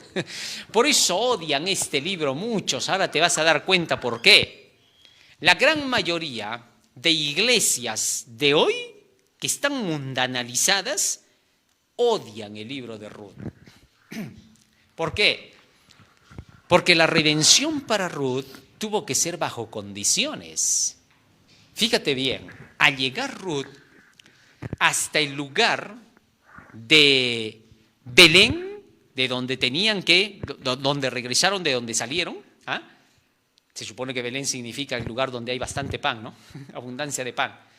Entonces, cuando ellas regresan, ellas tenían que someterse a todo lo que se dijera en ese lugar. Ella tenía que hacer exactamente lo que vos le diría. Y le dijo, mira, ¿sabes qué? Vas a recoger así, vas a sacar así, vas a cegar así, vas a cegar así. Así cada detalle. Si no hacía ella eso, se le hubieran venido encima, porque ganas le tenía a la gente de ahí, dice el texto bíblico, ¿no? ¿Lees bien la historia? E inmediatamente cuando él preguntó, ¿quién es esa mujer? Ah, es la moabita. ¿Cómo sabían que era moabita? ¿No? Moabita. Ya pues decían moabita, era como decir lo peor. Sí, porque las moabitas pues se les conocía lo que eran, ¿no? Eran de una vida pero terrible, eran las sodomitas de ese tiempo, pues, ¿no? Porque Moab pues era lo peor. A Moloch tenías que adorarlo con todas las prácticas que te imagines y las que no te imaginas que sean totalmente pervertidas. Así era Moloch, ¿no? Por eso hasta el día de hoy Moloch es pues la representación viva del demonio, ¿no? Pero en fin, así que entonces acá se notaba que estaban al acecho con ella. Tanto así que vos tuvo que decirles a toditos así, ¿no? Por favor, van a dejarla trabajar, ¿ya?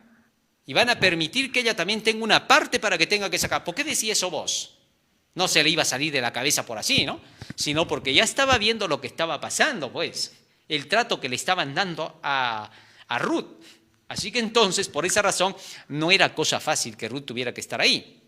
Más aún, para el día que tenía que ser redimida, Noemí le dio un consejo y le dijo así, ven Ruth para acá, te aconsejo una cosa, que vas a tener que hacer todo lo que tenga que hacer las leyes del pueblo. Y ella dijo, tú dime lo que tengo que hacer, yo lo voy a hacer. Y entonces Noemí le dijo, mira, ve, va a haber fiesta. Es la fiesta que ellos siempre celebran por las cosechas que tienen, su siega y todo lo demás. Y en esa fiesta vas a esperar hasta el último cuando tenga que irse a dormir vos. ¿Ya? Y luego de eso, por la costumbre, por la forma de la redención, así es como se tenía que dar, le dijo, vas, y cuando él se haya metido a su lugar de dormir, porque siempre todos van a dormir ahí, en los lugares que se han preparado para todos, nadie se va a separar, y tú vas a ir y vas a destapar la parte baja de la cama donde él va a estar durmiendo, y te vas a meter ahí, te vas a cubrir en sus pies, ¿correcto? Y ahí vas a amanecer. Ya, ella tenía que cumplir esa regla. Quizás en Moab, si hubiera hecho eso, la partían en 10. Pero acá tenía que cumplir esa regla. Y aún así, a pesar de que era una regla, corría el peligro de que vayan a criticarla los del pueblo, solo porque era moabita. Si no hubiera sido moabita, hubieran dicho, bien hecho, hija mía, has hecho lo correcto para poderte casar con vos. Pero no, en este caso la cosa era difícil. Así que entonces se fue a cumplir con lo que se le ordenó. Y cuando iba amaneciendo, vos despertó. Y al sentir que había alguien a los pies de su cama, se dio el sobresalto de su vida. Y la encontró a Ruth ahí, pues, ¿no? Y la ve, ¿qué haces aquí? Le dice, hija mía. Y ella le dice, bueno, soy la fulana de tal. Sí, pues, ¿qué estás haciendo? Bueno, vengo a cumplir con la regla, pues tú eres el pariente más cercano, ¿no? Porque hasta ese momento Ruth creía que él era el pariente más cercano, no sabía nada del otro todavía, ¿no? Y entonces, ¿qué le dice? Muy bien hecho lo que has hecho. Ahora vas a hacer una cosa. Te vas a ir ahorita mismo antes de que la gente se levante, antes de que todos despierten. Ya sabía lo que iba a pasar, pues por eso le dijo eso. Y te vas a ir, pero antes te vas a llevar una ración de algunas cosas que te voy a dar para Noemí. ¿Ya? Para que con eso se pruebe que realmente tú cumpliste con tu deber y que por eso yo acepté tu propuesta. Así que entonces le mandó con esas cosas, llegó hasta Noemí, Noemí vio las cosas y dijo, esto está maravilloso. Sin embargo, Boaz le dijo, pero hay un problema, Ruth. Aquí hay problema, mira, es obvio que Boaz estaba enamorado de Ruth y que ella también se enamoró de Boaz. ¿Por qué? Porque estaba bajo las leyes, estaba sobre todas las cosas y era pues el camino que tenían que seguir. Mira, no era como el enamoramiento mundano. Pues. Aquí es la cosa distinta. Aquí era sobre las bases de las reglas y las leyes. Qué distinto, ¿no?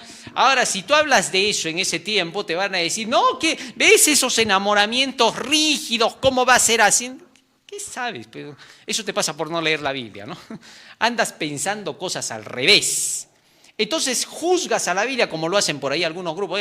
El patriarcado. No sé de qué patriarcado. ¿Cuál patriarcado habrán conocido? En fin. Pero acá no, nada de eso es. Acá es pura inteligencia, ¿no? Pura sabiduría, es distinto. Es otra historia. Con amor lo digo, no te preocupes. Entonces, ¿qué ocurre? Ocurre que había alguien que estaba interfiriendo y que había que solucionar ese problema. Así que entonces ella tenía que cumplir rigurosamente todas las leyes para que tuviese que ser redimida finalmente por vos. De lo contrario, si ella no cumplía las leyes y simplemente le decía a vos, mira vos, estamos enamorados tú y yo, ¿qué interesa lo demás? Aquí el amor prevalece, el amor siempre gana. Si hubiera creído así con ese tipo de ideas griegolandias, se echaba a perder todo. ¿Ah? Pero no hizo así. Siguió todo lo que decía Dios y finalmente se cumplió la bendición y fue reconocida por el pueblo. Eso indica que cuando tú entras en el camino de Dios, acá no hay que salvación por obras ni tanta cosa, que no te hagan creer mentiras. Las falsas religiones orfianas siempre dicen lo que no es. Pero la religión rutiana, esa sí dice la verdad. Tengo que hablarlo así para poder entender a qué me refiero. Y entonces Ruth fue obediente a todos los preceptos de Dios y su premio fue la redención. Porque en la obediencia a eso que Dios le pedía, ahí estaba la redención. Así es como Dios lo estableció. Para que todo acto que tú tengas que hacer de acuerdo con los mandamientos de Dios lleve escondida la bendición que tú esperabas. Dios no le dará bendición a nadie que no pase por la enseñanza de sus mandamientos. El mandamiento es el que ya lleva la bendición en sí misma. Por eso, los verdaderos hijos de Dios se esfuerzan por obedecer esos mandamientos. ¿Por qué? Porque saben que todo el amor de Dios está en ellos para poder obtener sus grandes bendiciones. No es ningún interés, es amor. Y si le quieres llamar interés, es interés a su amor. Eso es más bonito todavía, ¿no? En fin, muy bien. Esta ley era conocida entonces por Noemí y vos también la conocía. Al dar Dios esas leyes, es Dios quien busca al hombre para que él cumpla con estas leyes y obtenga la bendición. Asimismo, Dios busca con su evangelio por medio de la iglesia o pueblo de Dios y entonces nos acercamos ante Jesús para que sean cumplidas estas promesas. Pero Jesús primero nos separa de aquel que por sus intereses nos reclama. ¿Quién? El otro pariente más cercano, ¿no? Separándonos de aquellos que Satanás utiliza para apartarnos de Jesús al apartarnos de la verdad presente. ¿Qué hace el Señor? Tiene que separar. Por eso en la iglesia habrán divisiones, parecerán dos grupos, pero no. El trigo y la cizaña crecen juntos hasta el tiempo de la cosecha. ¿Qué cosa significa crecer juntos? Crecen bajo la misma verdad. Solo que la cizaña nunca fructifica porque no ama la verdad.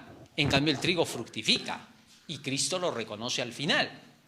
Así que crecer juntos no significa que estamos en el mismo cuarto. Sí, porque ahí dice el texto, el trigo y la cizaña crecen juntos hasta el momento de la cosecha. Quiere decir que toditos están bajo el mismo sometimiento de los dirigentes, ¿no? ¿Dónde dice eso? ¿De dónde ha sacado semejante disparate? No dice eso. Crecer juntos hasta el momento de la cosecha significa que crecen bajo los mismos lineamientos de las doctrinas establecidas por el pueblo de Dios. ¿Ah? Por Dios mismo a través de su pueblo. Más claro porque hay algunos que malentienden eso. Muy bien. Satanás quiso apartar a Job de su lealtad a Dios y luego utilizó a sus amigos pero Dios mismo con su palabra lo redimió y él pudo decir, yo sé que mi Redentor vive. Job 20, 19 al 21. Acuérdate de los amigos de Job. En lugar de irlo a ayudar, lo querían apartar más de Dios, ¿no? Acuérdate de aquellos que se supone que son parte de tu pueblo, pero que rechazan el tercer ángel, ¿no? Y hacen lo mismo, pero Dios es el que te redime. Satanás quiso llevarse el cuerpo de Moisés para probar que ni aún él pudo obedecer la ley de Dios y desviar así al pueblo. Hoy también Satanás se aprovecha de los defectos del pueblo de Dios para señalarlos como a Josué y Moisés por sus errores, para querer decir que no pueden ser redimidos por Jesús, y por medio de aquellos que los separa de la comunión y son rebeldes procura destruir al pueblo de Dios reclamándolo como suyo. Pero Jesús presenta claramente a Satanás que los fieles siguen las reglas de sus mandamientos y que en esto se enseña que hay rescate para los arrepentidos. Interesante, ¿no? Fíjate aquí la enseñanza, ¿no? El Señor presenta claramente el caso de Moisés. Satanás lo quería reclamar a Moisés. No, pecó Moisés, me lo llevo, es mi cuerpo, yo voy a actuar por medio de él. Y de esa manera iba a engañar al pueblo, ¿no? Iba a hacer creer diciendo, miren, yo Moisés he regresado, he venido del cielo a visitarlos para ver cómo están. Y ya ven, desobediente y rebeldito ahí golpeando la piedra, pero estoy en el cielo. Y les hubiera hecho creer la tremenda mentira a los del pueblo de Israel. Y Jesús por eso no le permitió, ¿no? No, tú no te quedas con el cuerpo de Moisés, ¿eh? He venido a llevarme su cuerpo, me voy de acá con el cuerpo. No, pero no tienes derecho porque él ha pecado, ¿eh? Que el Señor te reprenda. En otras, anda, lee las Escrituras para que veas qué es lo que te dice Dios. Para que sepas si estoy en lo correcto, no, le dijo Miguel, ¿no? No, discutió con él, escrito está a la mano. Ya sabes cómo se hace para ser redimido. Miércoles 11 de junio, Amán y Satán. La historia de Esther incluye a Amán, un personaje ávido de poder y a quien se había otorgado un elevado grado de prominencia en el imperio, dice la lección, por encima de todos los demás príncipes. Esther 3:1. Amán hizo promulgar un decreto para matar a todos los judíos solo por su odio contra Mardoqueo, que no quería postrarse ante él. Satanás quiso hacer postrar a Jesús también, pero Jesús lo rechazó y Satanás preparó una cruz para Jesús, igual que para Mardoqueo una horca, ¿no? Interesante. Lo mismo hacía ahora con Mardoqueo, no solo era matar a este, sino querer destruir al pueblo de Dios entero. Igual con Jesús no solo quiso crucificar a Cristo, sino quiere destruir también a todo su pueblo. Y para el final va a sacar un decreto para matarlos a toditos. Interesante, ¿no? Cuando la ley se promulgó, se puso un día en el cual se ejecutaría la sentencia contra todos los judíos, pero Dios intervino. Su pueblo librado, pero Amán terminó ahorcado en su propia ahorca. Así ya sabes cuál va a ser el final del diablo con su gente, ¿no? Así como trabajó en Amán, Satanás para destruir al pueblo de Dios, lo hará para los últimos días por medio de aquellos que odian al pueblo de Dios que guarda sus mandamientos, es decir, cree en el tercer ángel y lo obedece, Apocalipsis 14, 9 al 12. Hará promulgar una ley dominical al gobierno de Estados Unidos bajo engaños y triquiñuelas y se determinará sentencia de matanza sobre ellos, lo que los hará clamar día y noche. Pero Dios librará también a su pueblo en esta hora final y al igual que Amán, aquellos que empujaron a un decreto dominical para perseguir al pueblo de Dios y exterminarlo al final del tiempo, llamados la bestia y su imagen, dignatarios de la Iglesia y el Estado Unidos, fanáticos católicos y protestantes que decían que porque por el bien de la nación pedían esta mentira de la ley dominical, a toditos ellos, verán que la nación caerá en ruinas por su apostasía contra Dios delante de sus ojos y serán ejecutados por su pecado y maldad como Amán. Apocalipsis 19, 19 al 21. Esto sí va a ser sorprendente, ¿no? Como todos aquellos que empujen a ese decreto dominical, que presionen sobre el gobierno para que tenga que aplicar este decreto como lo hicieron con el rey Asuero, así también estos verán que como Amán, la misma iglesia se levantará para dejar en claro las cosas. Si Esther no se levanta ahora, no hay nada que se haga por Esther. Así de sencillo, Esther es la iglesia. Entonces, la mujer Esther tuvo que actuar. Si Esther no actuaba, ella misma hubiera sido decapitada. Así, sencillo. Asuero no hubiera podido hacer nada ni con todo su amor, ¿no? Todo su enamoramiento, su pasión, nada hubiera servido. Ya, para que te des cuenta que eso no vale acá. Acá lo que va a valer es si cumplió o si no cumplió. Simple. Entonces, ¿qué pasó? Nos dice el espíritu de profecía, y acá se cita el conflicto de los siglos en la lección, ¿no? Una vez que el sábado llegue a ser el punto especial de controversia en toda la cristiandad y las autoridades religiosas y civiles se unan para imponer la observancia del domingo, autoridades civiles, dignatarios, ¿no?, civiles y religiosos que están metidos en partidos políticos, se unan para imponer la observancia del domingo, la negativa persistente por parte de una pequeña minoría de ceder a la exigencia popular la convertirá en objeto de execración universal, es decir, todos nos van a escupir, nos van a vomitar, ¿no? No queremos a esta gente, ¿no?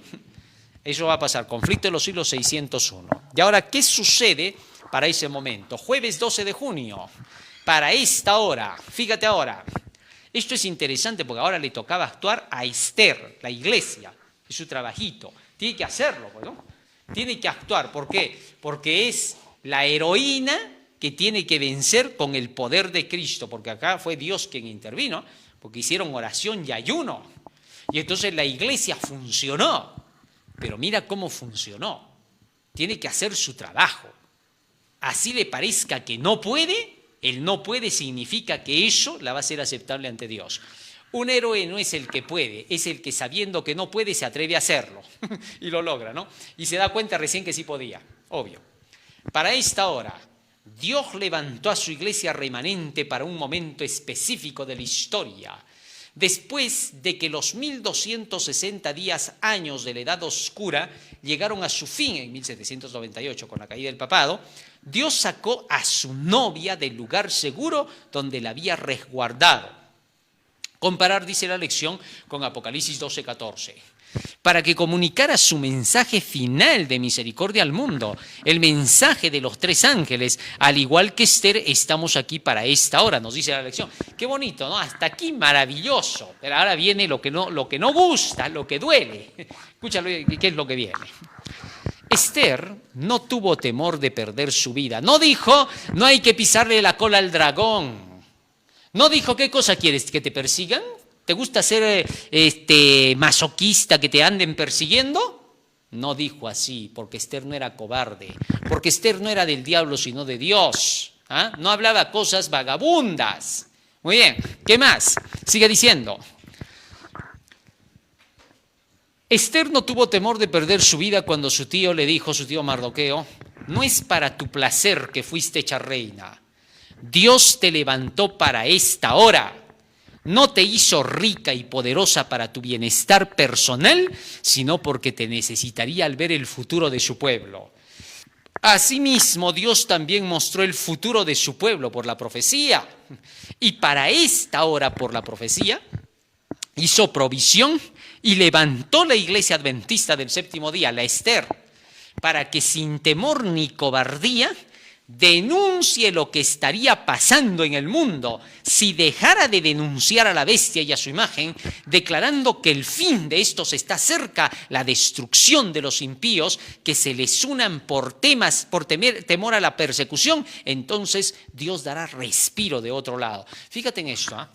Si Esther no hubiera denunciado a Amán delante de Asuero, si no le hubiera dicho, este hombre es el que quiere matarme, quiere matar a mi pueblo, quiere destruir, sabía ella muy bien que si el rey no estaba de buenas, entonces hubiera dicho, ¿cómo? Estás acusando al primer ministro. ¿Quién te crees? El hecho de que seas la reina no te da lugar a que tú tengas que acusar a mi primer ministro, porque lo tenía en buena estima a Amán. El rey de veras creía que Amán podía ser un buen personaje en su favor. Y se presentaba ante el rey como alguien que lo quería ayudar a mejorar su reino, cuando en realidad lo que quería era quitarle el puesto. Así que entonces la reina sabía a lo que se atenía. Sabía que podía perder la vida ese mismo día. Así que entonces hizo lo mejor posible de su parte, como el pueblo de Dios tendrá que hacer lo mejor posible. ¿Cómo? Presentando la verdad, dándose a conocer con todas sus creencias. Así entonces ella también hizo lo mismo. Le preparó un banquete al rey y también a Amán, para que comieran la verdad los dos. El banquete es la palabra, ya sabemos. Así que entonces, con el conocimiento de la palabra, con eso movió el corazón de Asuero y también combatió a Amán. Amán no podía resistirse ante la comida tan rica, ¿no?, de Esther. Asimismo, el mundo no puede resistirse ante la verdad que se va a proclamar. Va a tener que oírla. Y entonces, cuando ella declaró eso ante Amán, lo hizo en su cara. Y ahora era el momento de las decisiones. Ahora se iba a saber de qué estaba hecha Esther. Se iba a notar con claridad. Y Esther se mantuvo firme. Les había dicho a todos, a su tío y a su pueblo, vayan a orar, ayunen, manden a ayunar a todos. ¿Por qué? Porque lo que voy a hacer es algo que nunca se ha visto que se haga.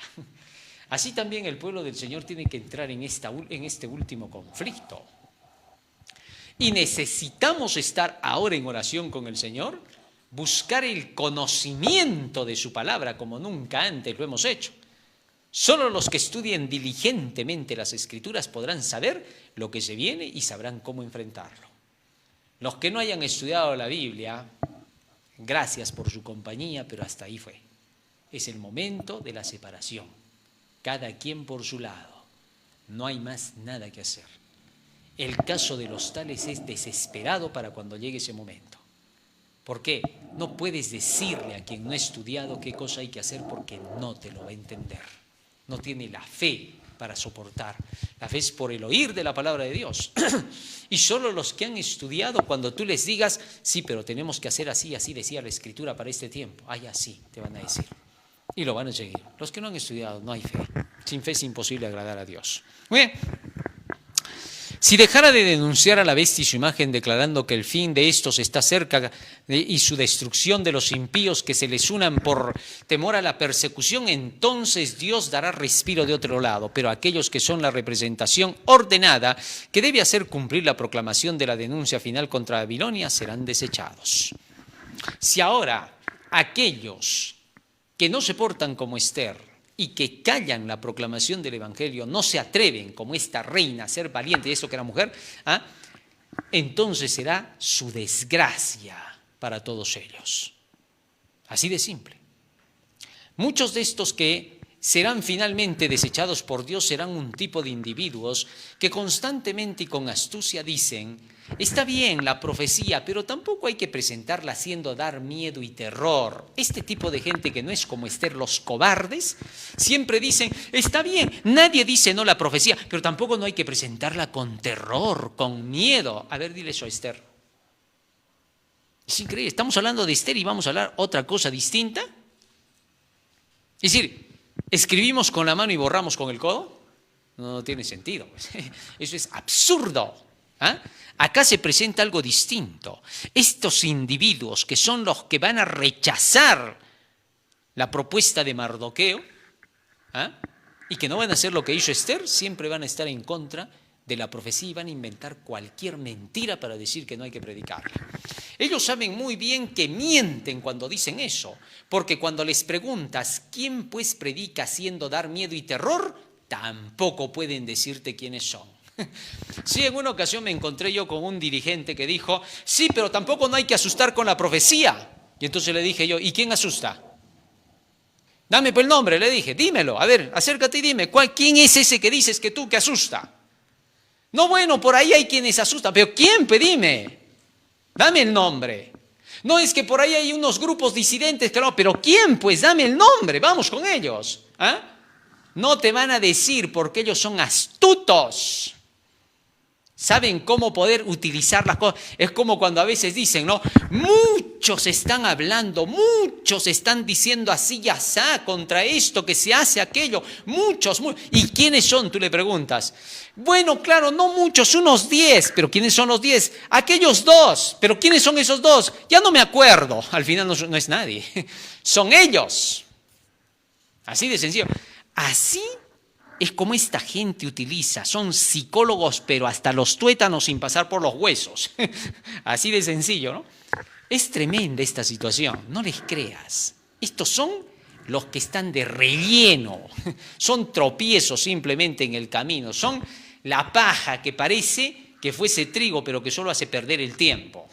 Más aún, ellos saben muy bien que mienten cuando dicen eso, porque cuando se les pregunta quién pues predica haciendo dar miedo y terror, tampoco pueden decirte quiénes son.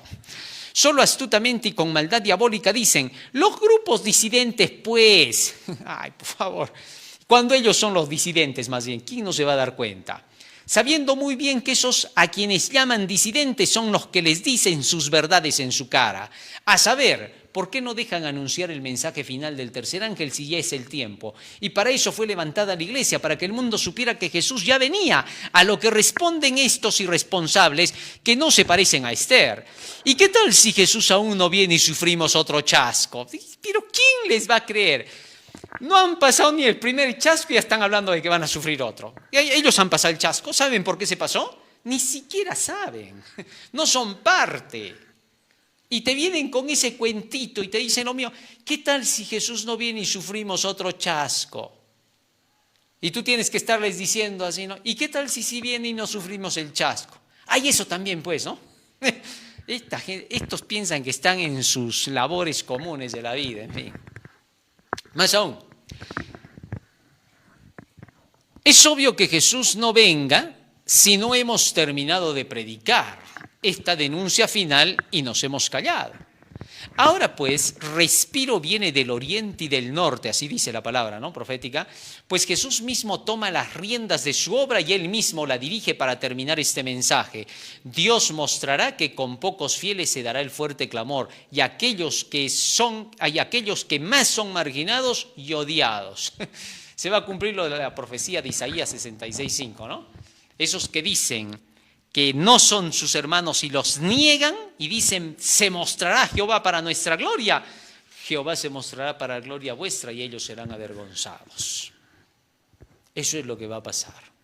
Dios empleará, nos dice el espíritu de profecía, medios que nos sorprenderán. Vamos avanzando. Fíjense lo que dice acá la cita. Permítame decirle, dijo la mensajera del Señor a uno de los dirigentes que hablaban de que ¿por qué se tiene que estar permitiendo predicar a los laicos? Porque en ese tiempo habían varios laicos que estaban saliendo a predicar la profecía, pero estos dirigentes no querían que se predique porque tenían intereses particulares. Y entonces le dijeron a Elena de White, pero ¿por qué se está dejando que esta gente tenga que predicar así? Están dividiendo la iglesia, van a formar otra organización, están haciendo su propia iglesia. Es que esta gente siempre es así, pues estos no cambian, ¿no? Llegan a inventar. Te recuerdo que en una ocasión dijeron, ahí ese hermano que predica el tercer ángel tiene su iglesia, y tomaron una foto de la casa donde vivimos y el lugar donde nos reuníamos, y esto no sé, como son truqueros, pues son triquiñoladas del demonio, pues ellos ya saben hacer, pues su padre y ellos son igual, le pusieron ahí enfrente de la casa un nombre que ¿cómo es? Iglesia Adventista de Darío Ray, no sé qué más. Nos habremos reído acá que se nos fue todo el estrés. Es el lado positivo de todo, ¿no? Porque nos hemos reído y hemos dicho, ¿cómo esta gente malandra puede hacer tanta cosa, no? Lo siento, hay que decir las cosas como son también, pues, ¿no? Y llegaron a ponerle así, ¿no? Y lo sacaron hasta incluso en un video, ¿no? Un video que cuando lo hemos visto acá también nos hemos reído a carcajada limpia, pues, ¿no? Claro que hay hermanos incautos en el mundo que porque quieren también se dejan seducir por esas mentiras, ¿no? Que hasta ahora incluso por ahí están colgados algunos videos que ya los hermanos lo han dejado ahí en el baúl de los recuerdos porque saben que es puro satanismo, ¿no? Es que Satanás también sabe inspirar para sacar videos, pues y ahí los han sacado, ¿no?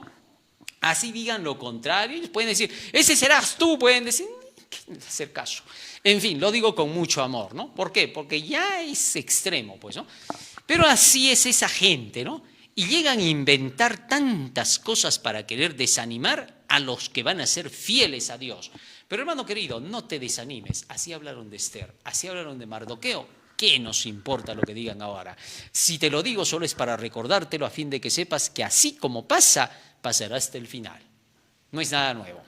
Sigue diciendo la mensajera del Señor a ese tipo de dirigentes, permítame decirle que el Señor actuará en esta etapa final de la obra en una forma muy diferente de la acostumbrada. Contraria a todos los planes humanos, Dios empleará formas y medios que nos permitirán ver que Él está tomando las riendas en sus propias manos. Los obreros se sorprenderán por los medios sencillos que utilizará para realizar y perfeccionar su obra en justicia. Testimonios para Ministros, página 300, 1885. Es interesante lo que dice aquí la mensajera de Dios. Dios va a tomar las riendas en sus propias manos, ¿no?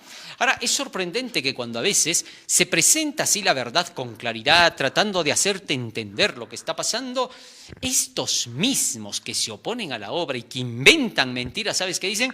¿Ves esa forma de hablar que tiene, ¿no? Despreciativa, esa forma de decirlo.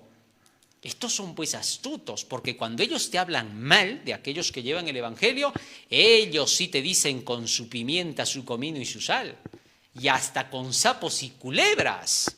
Sí, pues nosotros los hemos escuchado. ¿Ah? Estos hablan con palabrotas como las hablan los mundanos, ¿ah? Así igualito, tal cual.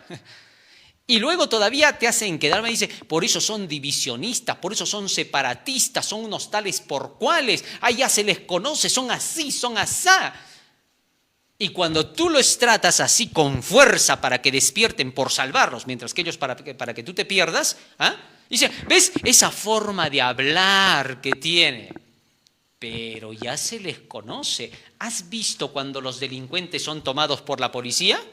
¿Cómo se comportan? Pero ¿has visto cuando la policía no está y ellos tratan mal a la víctima?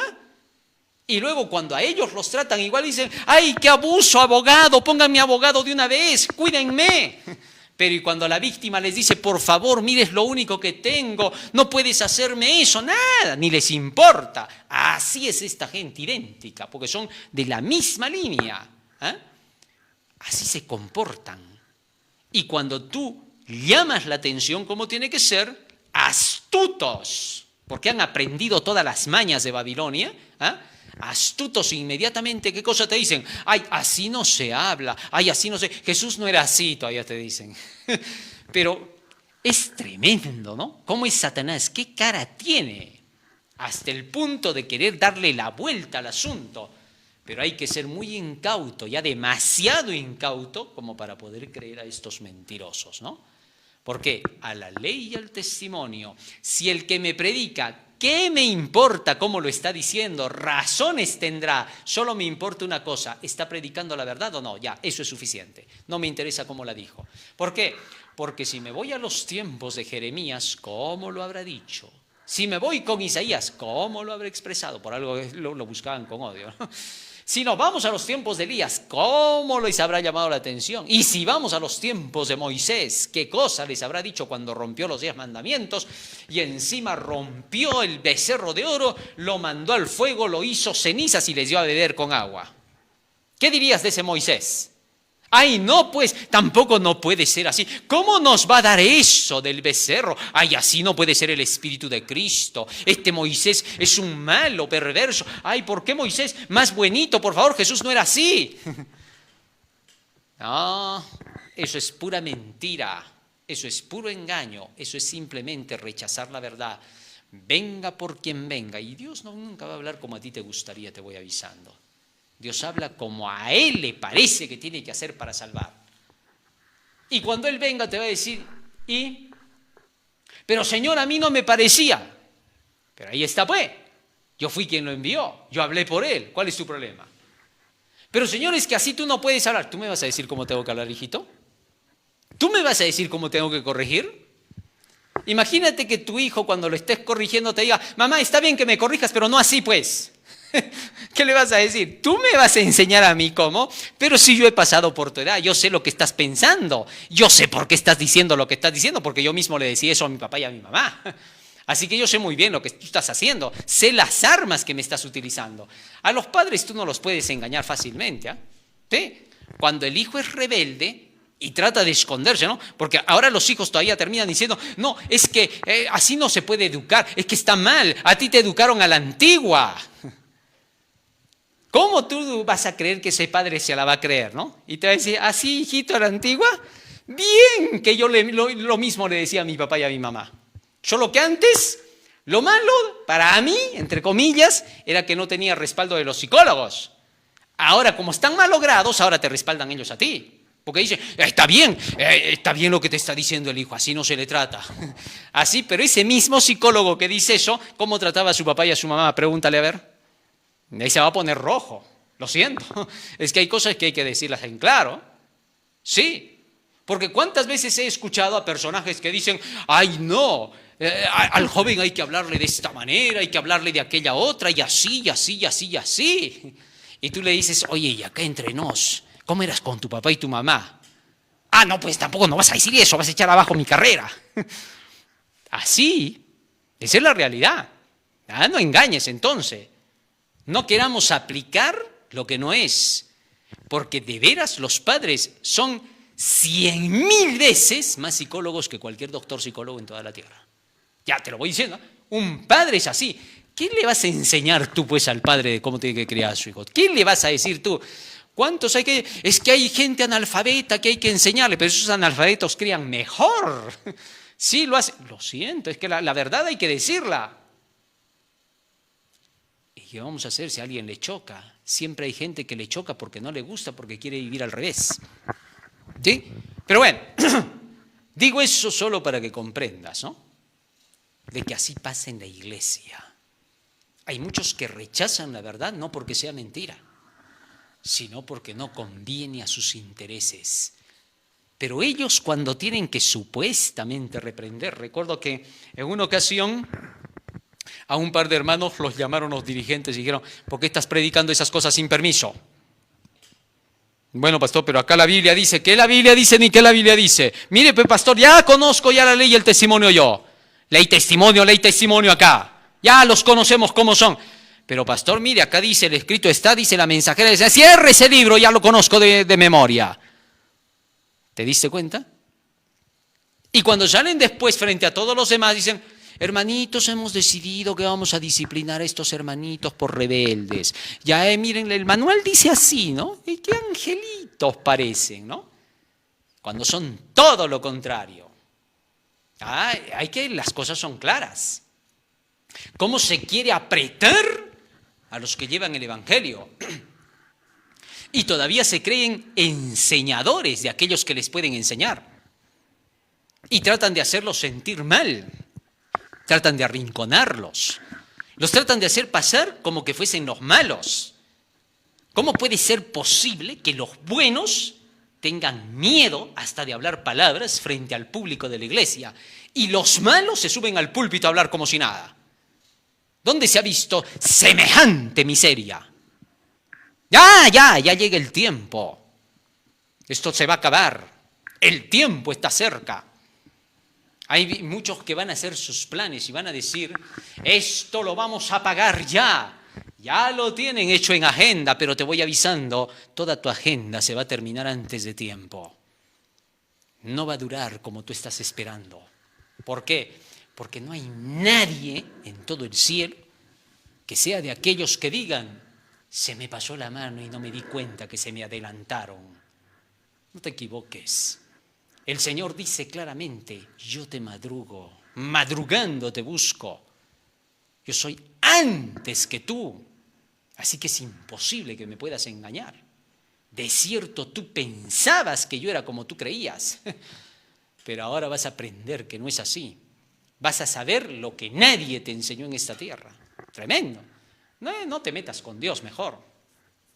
Métete con cualquiera, pero con Dios ni te sueñes, porque Él está hasta en tus sueños mismos. Así que, por favor, si quieres dormir tranquilo, más tranquilo. En fin, digo. Entonces, Él suscitará hombres, dice la mensajera del Señor, y mujeres entre la gente corriente para hacer su obra. Así como en la antigüedad llamó a pescadores para que fuesen sus discípulos, pronto habrá un despertar que sorprenderá a muchos. Aquellos que no comprenden la necesidad de lo que debe hacerse serán pasados por alto y los mensajeros celestiales trabajarán con aquellos que son llamados gente común, capacitándolos para llevar la verdad a muchos lugares. Así que entonces el asunto queda claro para cada uno de nosotros. Viernes 13 de junio, para estudiar y meditar. Lee el capítulo titulado El primer rey de Israel en las páginas 591 a 603 del libro Patriarcas y Profetas. Bueno, eso debes haberlo leído en casa, ¿no? Preguntas para dialogar. ¿Por qué permite Dios que su pueblo afronte tiempos difíciles? Dios ha mostrado la historia de la humanidad y su pueblo lo que hace es contar a otros la historia del gran conflicto para que se ubiquen en la realidad de la guerra para la salvación contra el pecado de parte y cómo parte de Cristo. La humanidad solo puede tomar decisiones cuando conoce la verdad. Así no es que sean simplemente tiempos difíciles, las cosas que ocurrirán para librar al pueblo de Dios y que dejarán notar quién es Satanás y su maldad. Fíjate bien en esto. Si tú lees la historia del gran conflicto, toda la Biblia, del Génesis al Apocalipsis, te darás cuenta de cómo es la lucha entre la luz y las tinieblas. Y pronto te darás cuenta que eso que tú llamas dificultades, en realidad son partes de la guerra. Nada más. O sea, necesitas saber la guerra. Mira esto. Van los soldados a la guerra.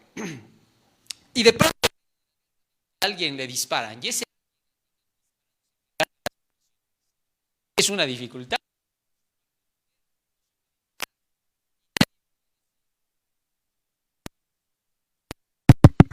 ¿Está saliendo bien? Ya, muy bien. Entonces, nadie puede evitar que eso pase aún en la misma guerra. ¿Por qué? Porque es parte de la guerra. Así también es parte del gran conflicto las cosas que ocurren en el mundo. Solo tenías que saber que eso pasaría para que no andes preguntando demasiado y se te haga difícil y el diablo te diga, ¿ves? Dios no está contigo. Es increíble, ¿no? Satanás es capaz de tener a Jesús a su lado. Mira, vea, ahí Jesús está parado y él está parado acá. Y decirte así, ¿ves? Jesús no existe. Y tú te quedas mirando, pero ¿y entonces quién es él? ¿Qué estás viendo? Te dice. Ahí está pues Jesús, está a tu lado. ¿Dónde? No veo a nadie, te dice él. Cuando está ahí bien. Él es capaz de hacer eso. Te puede tratar de engañar. Y Jesús no va a mover un solo dedo si tú no te pones a escucharlo. Así que tienes que agarrar la Biblia para escucharlo a él. A Satanás lo escuchas en todas las voces del mundo. A Dios lo escuchas en la Biblia. Mientras tú no agarres la Biblia, Satanás te dirá que Jesús no está presente a pesar de que tú lo estás viendo. Así de simple, solo para que tengas esa idea. ¿Por qué tenemos la tendencia de detenernos en los eventos sombríos anunciados en la profecía y permitir que eclipsen el panorama más amplio y luminoso de sus buenas noticias? Bueno, esta pregunta es una pregunta bien capciosa, ¿no? Astuta por demás, ¿no? Yo no sé si eso le pasa al que escribió. Allá él porque no tiene bien las cosas. Algo le anda mal para poder pensar de que es así. Porque los que estudian la profecía nunca se quedan en los eventos sombríos anunciados en ella. Al menos todos los que conocemos hasta aquí la profecía, particularmente, hablando, y que normalmente no se habla en primera persona, pero hay que decirlo a veces, jamás me ha pasado semejante atrocidad. Nunca he visto eso. Habría que estar muy de cabeza y con la cabeza puesta en el balde como para llegar a pensar algo así. Y hay muchos que dicen de ellos así, ¿no? No, pero a veces pasa, hay algunos. No sé, todavía no me he encontrado con ninguno. Eso es pura mentira, ¿no? Es solo para hacerle creer a la gente cosas. Eso se llama psicología, el poner ese tipo de preguntas. Lo cierto es que no tendemos a quedarnos en los eventos sombríos, sino que los falsos maestros hacen creer a quienes estudian la profecía que están siendo muy alarmistas y dicen a los demás, estos hacen asustar a la gente. Pero esto no es verdad, nunca ha pasado, sino que estos dirigentes que aman el mundo y sus placeres, como no están preparados para lo que viene, a pesar de lo que saben y quieren disfrutar de la sensualidad que el diablo les ofrece, entonces inventan esa mentira de que los que predican estas verdades le meten miedo a la gente. Las profecías de por sí son buenas noticias para los que quieren servir a Jesús, pero son terror para los adversarios de Jesús. Bueno, siempre hemos sabido eso, ¿no? La profecía es alegría para el fiel, mas para el impío es terror, pesadilla, no duerme. En fin. Le pregunto qué parte le parece aterradora. Estamos un poco más acá. Una amiga dice, acude a ti después de leer el Apocalipsis y te confiesa que le parece aterrador. ¿Qué enfoque utilizarías para ayudarla a comprenderlo mejor y a tener paz? Le pregunto qué parte le parece aterradora. Si dice todo, le digo, estudiaremos entonces todo y verás que no hay nada de lo que pensabas y que todos son símbolos para hacernos más sabios y tener un claro discernimiento de la cultura general de ¿vamos avanzando? De nuestros tiempos. Esto es interesante, ¿no? Fíjate, ese tipo de preguntas que no sé, A veces puede ser que hayan personas que preguntan así, pero la respuesta es clara, ¿no? ¿Qué parte le tienes terror a la profecía? ¿Cuál es el punto? Ay, que los dragones, los cachos y las bestias, ya está, vamos a estudiar de eso y te vas a dar cuenta que nada de eso es. Yo lo he hecho. En una ocasión a una persona le dije, bien, vamos a estudiar esto y te vas a dar cuenta que nada de lo que te ha hecho creer tu pastor es, porque su pastor es el que le hacía creer esas mentiras, ¿no? Y cuando estudiamos le encantó, feliz de la vida, y ahora predica con nosotros el mensaje con fuerza, ¿no? Ama la verdad. Y que las iglesias nos han mentido por la avaricia de los dirigentes que aman el dinero. Por eso ellos no te predican sobre estos temas porque quieren más dinero de ti. Descubrirás la realidad del mundo, los reinos, la política, la religión, la sociedad, algo que es sumamente interesante para ser una persona educada, culta dentro de la sociedad y llena de ética. Porque es sabido que cuando la gente no entiende aún la profecía, su educación, ética y cultura solo es superficial, frívola e hipócrita. Alguien dice, no creo que Dios me ame, pues he hecho cosas muy malas. ¿Qué le responderías? Hay algo que muy pocas veces se le explica a la humanidad, y es qué cosa es y cómo funciona el amor de Dios. El solo hecho de ya existir, de haber nacido, dándonos la oportunidad de buscar el triunfo en la vida, sin necesidad de empezar teniendo todas las oportunidades para hacerlo, sino más bien muchas veces desde cero para mostrarnos que con su guía, por medio de sus enseñanzas y mandamientos, nos puede hacer exitosos y felices, es el verdadero amor de Dios. Esto es lo que hay que explicar a la gente, ¿no? Alguien que pregunte y dice eso, yo no sé si Dios me ama, o no creo que Dios me ame, es porque todavía no conoce cómo ama a Dios, ¿no? Y eso precisamente es lo que le hace decir esas cosas. Pero cuando tiene la oportunidad de conocer el mensaje, el evangelio, pronto se dará cuenta que esa frase que él dice, parece que no me ama, resulta ser que es la forma en que más te ama, solo que no te la habían explicado bien. Así que entonces ya tienes respuestas para poder dar a tus conocidos, ¿no? Muchas veces la gente, por el error de los dirigentes que le han dado conceptos errados de las palabras, tiene un ideal distinto de Dios. Dios está escondido del hombre solo porque Satanás ha cambiado los significados a las palabras. Vamos a pedirle a Jesús que Él nos ayude para que todo esto que hemos aprendido quede grabado en nuestra mente y corazón y ponerlo por obra en nuestra vida.